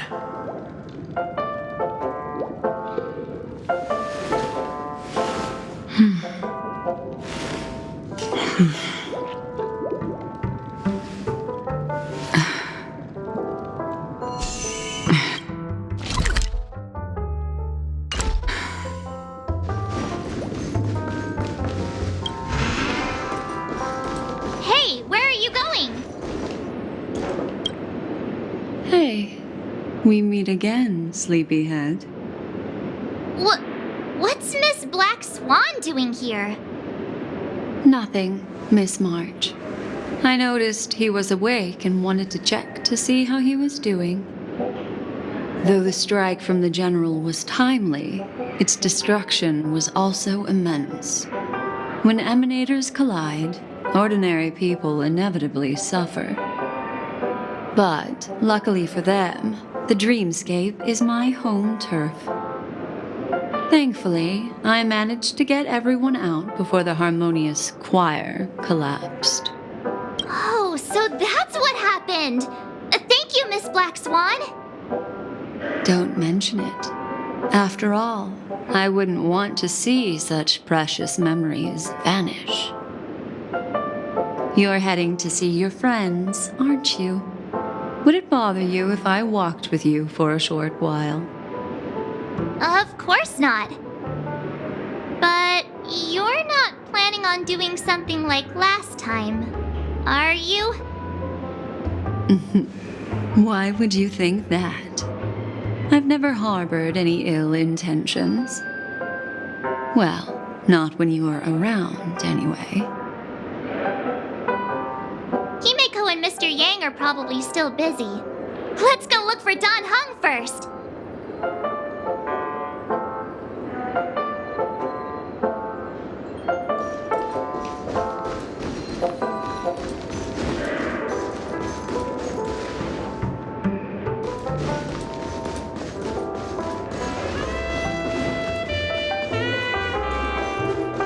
Look, he's still talking to that cowboy. One peach sold one. You're awake. How do you feel? Well, fork me. You must be that Stellaron they were talking about.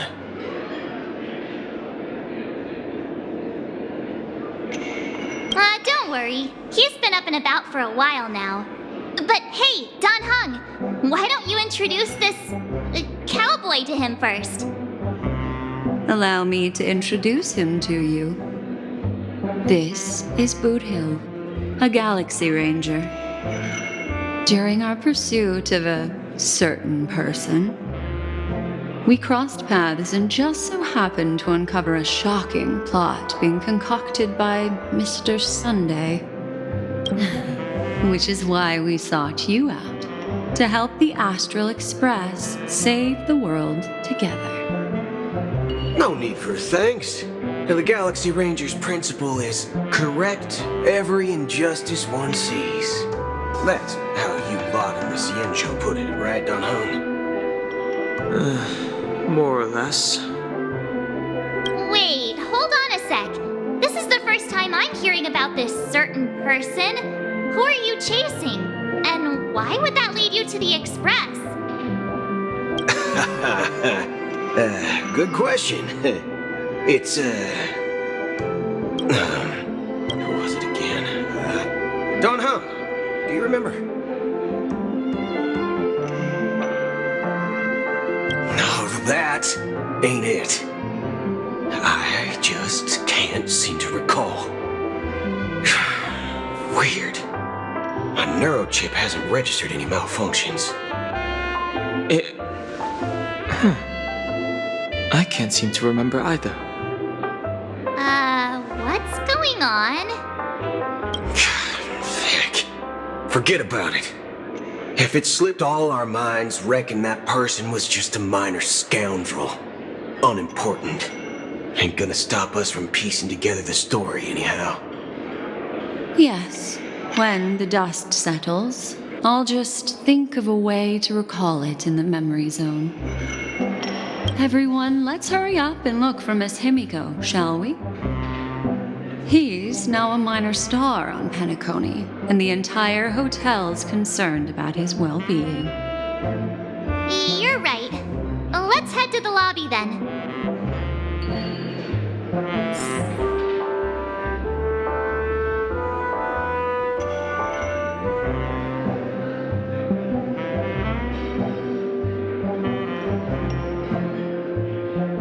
One peach soul glad, shaken, not stirred.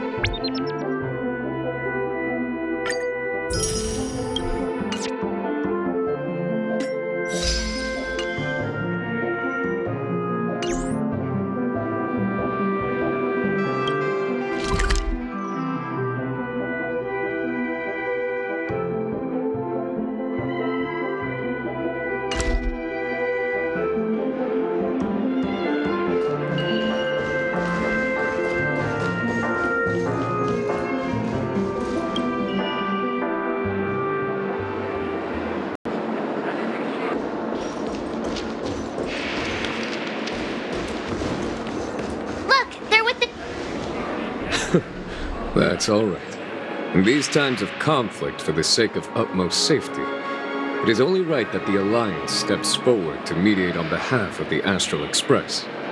We must not allow you to take unnecessary risks.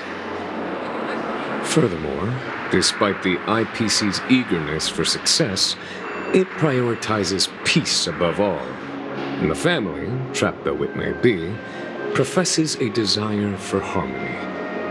The Alliance has always won people over with reason. I firmly believe both parties can indeed put aside their differences and come to a peaceful agreement. The General possesses a deep understanding of the greater good. With the Cienjo Alliance mediating, peace for Penacony is within reach. You flatter me. But ultimately, it's been all down to the Express. Without your efforts, this sweet dream paradise would have been claimed by the last remnants of order before there was even a shot at peace. Well, would you look at that? Here comes the big hero.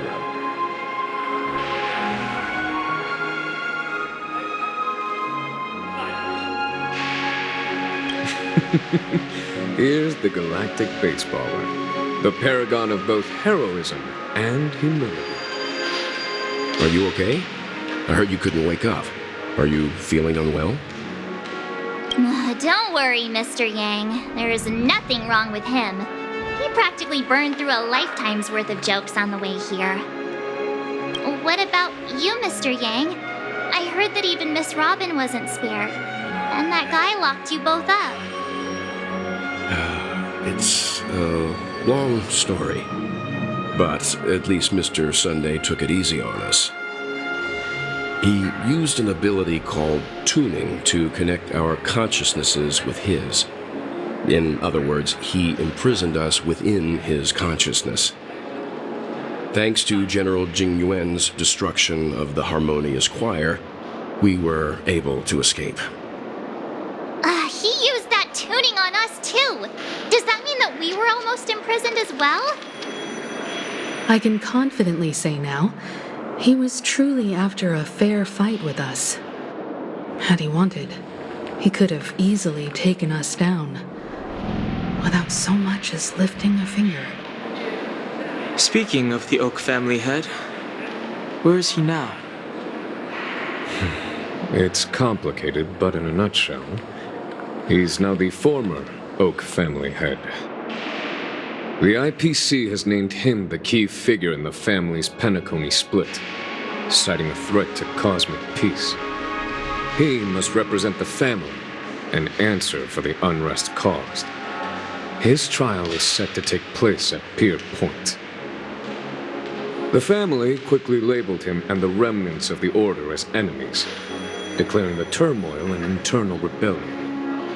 This move effectively barred the IPC from intervening in family affairs on both moral and rational grounds. Everyone really has their own agenda, after all. Then, what's going to happen to Miss Robin? She and Sunday won't be able to deny their involvement in the Charmony Festival. They're siblings, after all. Why the sigh, General? I can only say that this incident is an unexpected mess for the girl. The Alliance will try to persuade the family to consider this matter carefully during mediation. It's time, everyone. The IPC's key members and I have agreed to consult one another before the upcoming negotiation. Do any of you wish to sit in? Given the General's invitation and the matter's significance to the universe, the crew will naturally accept.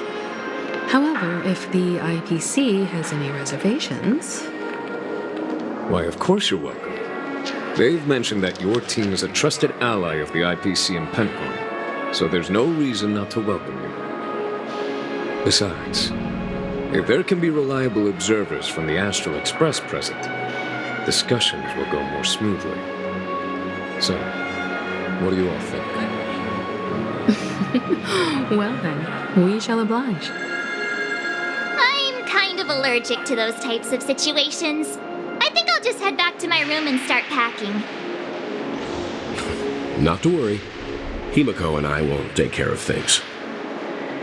I'm afraid I'll also have to return to the Express first. The conductor is worried about us. It's best I go and explain the situation. Thank you. What about you, Will you join Welt and me? Or have you got other plans?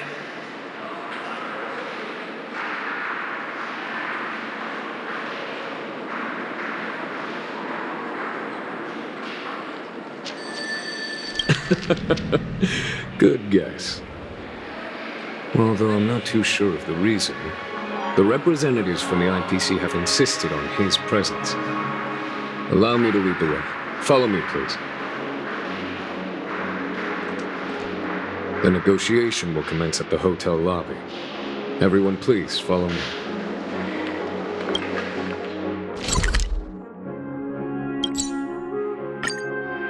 Mr. Aventurine and Miss Topaz are here too. Oh, and who is that over there? The Intelligentsia Guild's Dr. Ratio. This assembly is... It's been a while, my Astral Express friends. I would also extend my sincere thanks to you, General of the Lafu. The presence of everyone here assures that the talks will likely reach a conclusion that satisfies all sides. Oh. Looks like everyone has come with expectations. Care to share? Of course. Topaz, if you please. Sure, leave it to me. In summary, it's good news. After much deliberation from the Strategic Investment Department's Council, the absolute majority of members have agreed to the following resolutions. In light of long-term considerations for interastral peace, and by authority of Pierpoint HQ, the Strategic Investment Department, on behalf of the Interastral Peace Corporation, will permanently relinquish its claim on Penacony sovereignty and offer unconditional support of the family's rebuilding efforts on Penacony.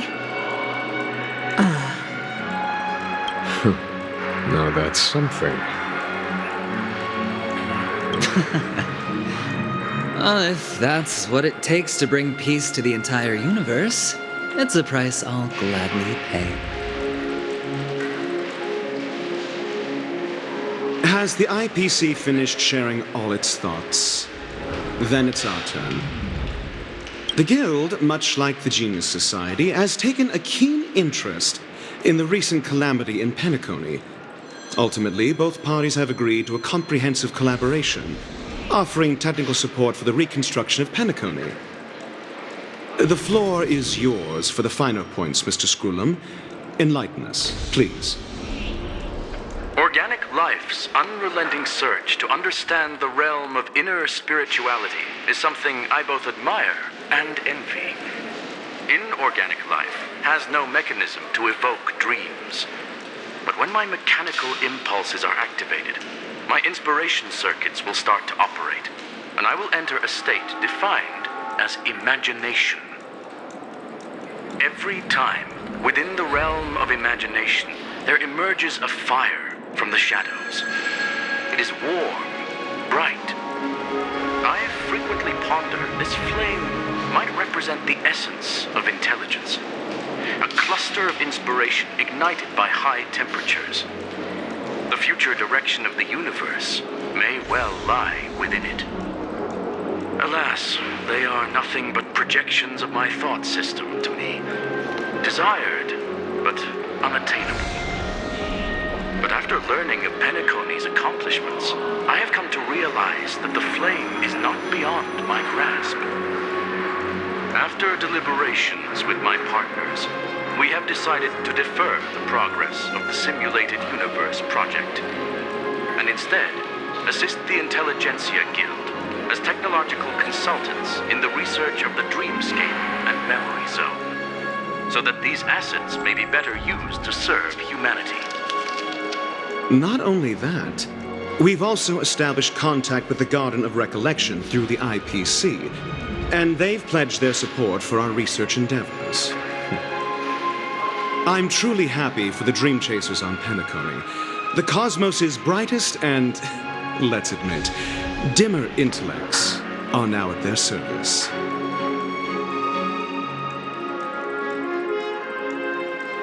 But never mind. At the end of the day, this is a positive outcome.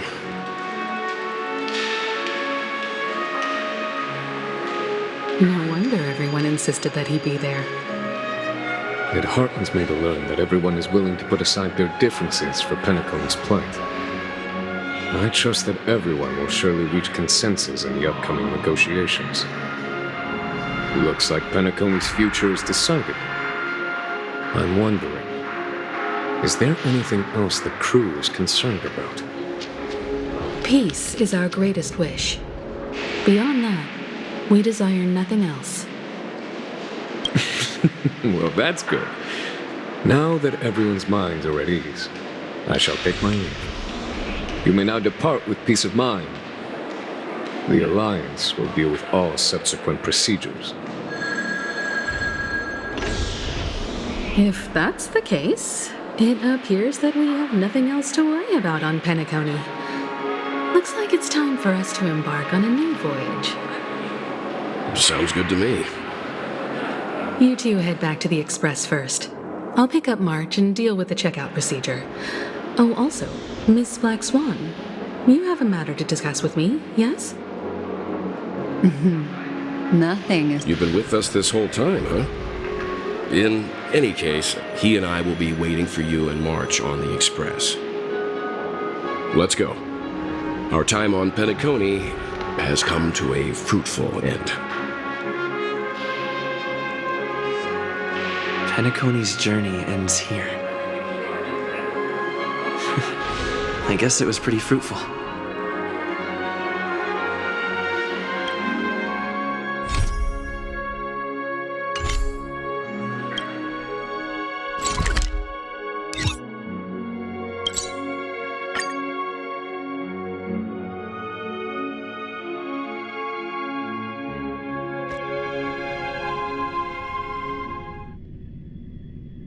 The navigation meeting is about to start.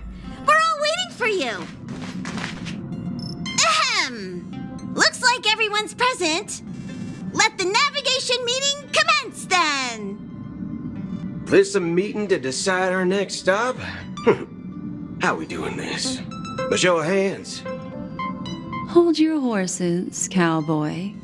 It's for those to decide.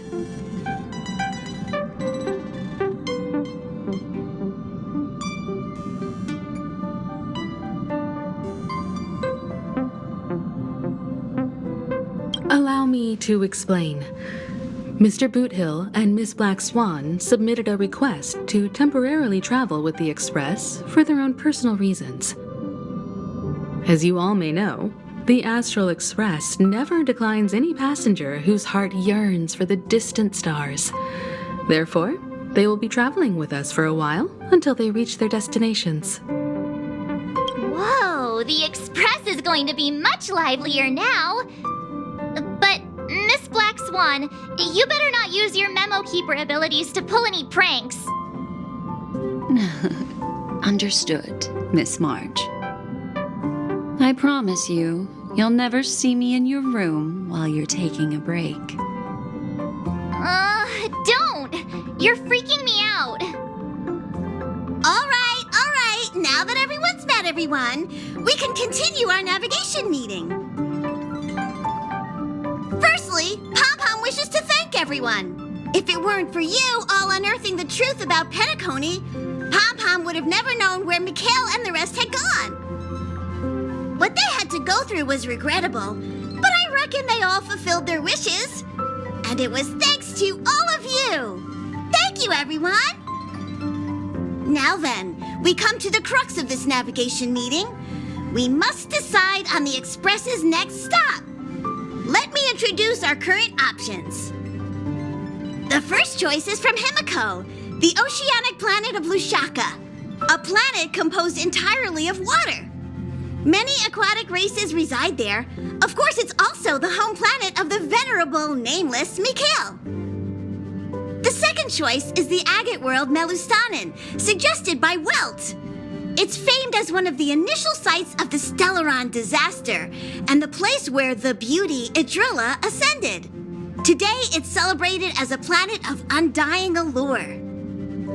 The third choice is Edo Star, a planet nestled within a vast ion storm region, currently under assault by the Antimatter Legion. However, the distress signals from there have recently ceased, prompting the IPC's wish for us to check in on the situation. The last choice, courtesy of Black Swan, is the glass belt Petravia, a massive belt of asteroids that was turned to glass by the Lord Ravager Zephyro. These days, it's apparently known to house one of the branches of the Morning Actors Troupe. Ooh, so many options. I'm seeing stars already. Next up, everyone will select the destination that they wish to visit, and then we'll put it to a vote.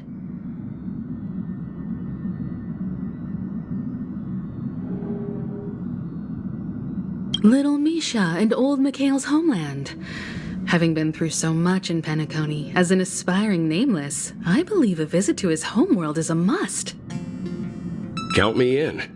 Still, I imagine that planet must have changed entirely after the Stellaron disaster. I've heard that its land masses no longer exist and the native population has completely changed. I'm not against Miss Himiko's choice, but Edo Star sounds like it's in danger. As nameless, should we not extend a helping hand? March is right. Though the fact that the distress signals have ceased means we're probably too late. But I still think we should investigate the situation there. 3 votes for Lushaka, 2 for Edo. Looks like we have a winner! Next stop, Lushaka, the ocean planet. Then this navigation meeting is adjourned. I'll go check the warp jump coordinates. Everyone can catch up on some rest in the meantime. When it's time to make the jump, Pom-Pom will make an announcement. There's still some time before the jump. What should I do?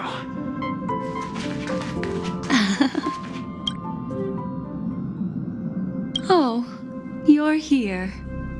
Seeing your reflection among the stars in the porthole really does seem somewhat surreal. How about it? This journey of beautiful dreams. Was it to your liking?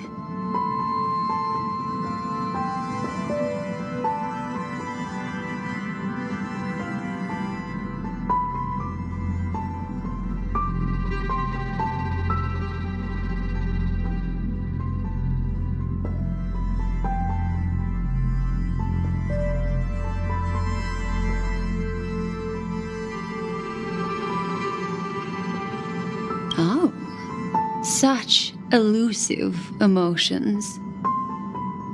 I've never encountered memories quite like this before. It stirred my curiosity. So, how about you hand that small parting gift back to me? I'm quite eager to have it back.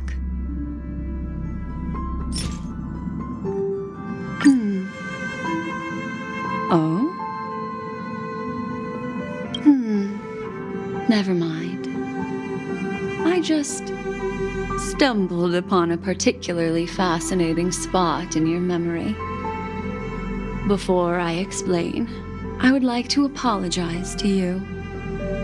This farewell gift I gave you isn't really a compass from the memory zone, but merely an empty light cone. Remember when we entered the hotel in the dreamscape for the first time, and I procured a few trinkets from your companions? Their functions are similar. This way, I can always be attuned to your location, ready to assist immediately if you encounter any threats. But this is not its most intrinsic function. Light cones are slices of light used to encapsulate solidified phenomena. This empty light cone is the same. It can etch your memories in their most vivid form, and then allow me to admire and manipulate them, turning them into unique mementos. All the world is born from the power of mind and soul, and that power is memory.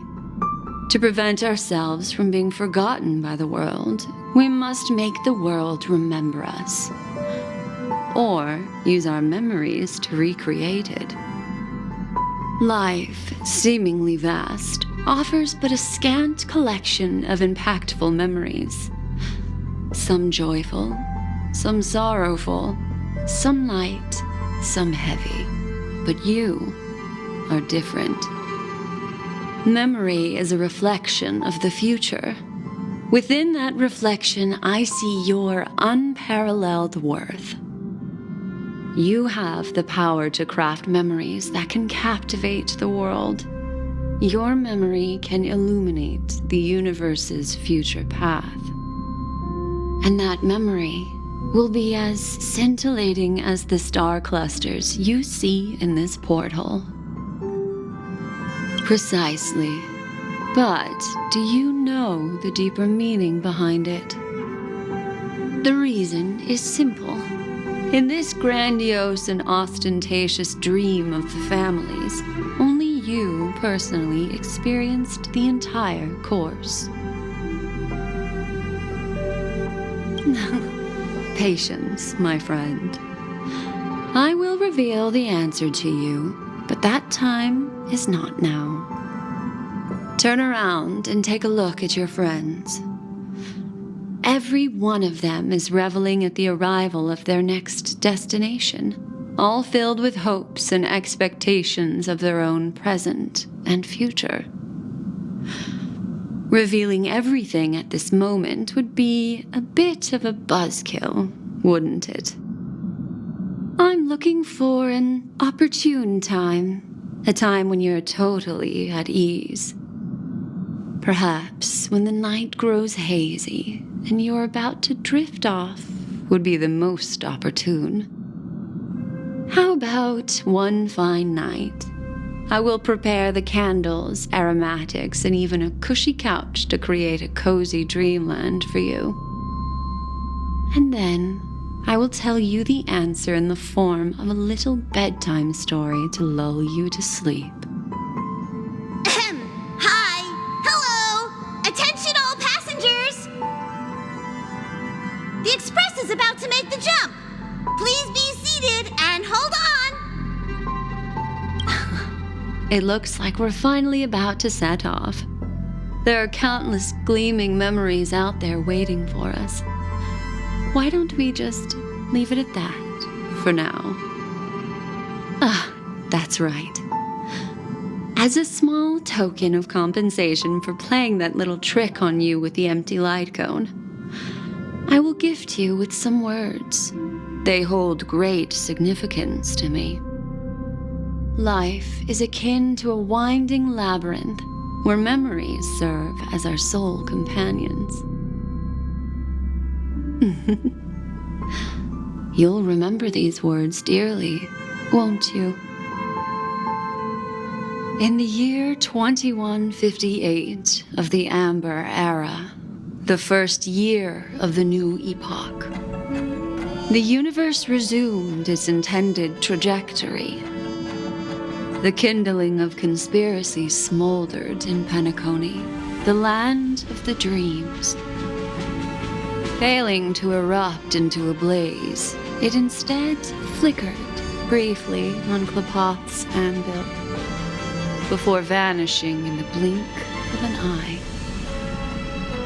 The dead and those fated to die remain in their eternal slumber, while the living find solace in deep sleep. All clamored in a cacophony of silence, and then went about their own ways. The cosmos emanated a vitality characteristic of a new era, all for the modest price of a brother and sister's mild grief. Babies are born as stars extinguish. The silver rail unfolds. The story of the Astral Express comes to a close, yet it also embarks anew. Time marches forward, heralding the arrival of a new chapter in the history of trailblazing expeditions.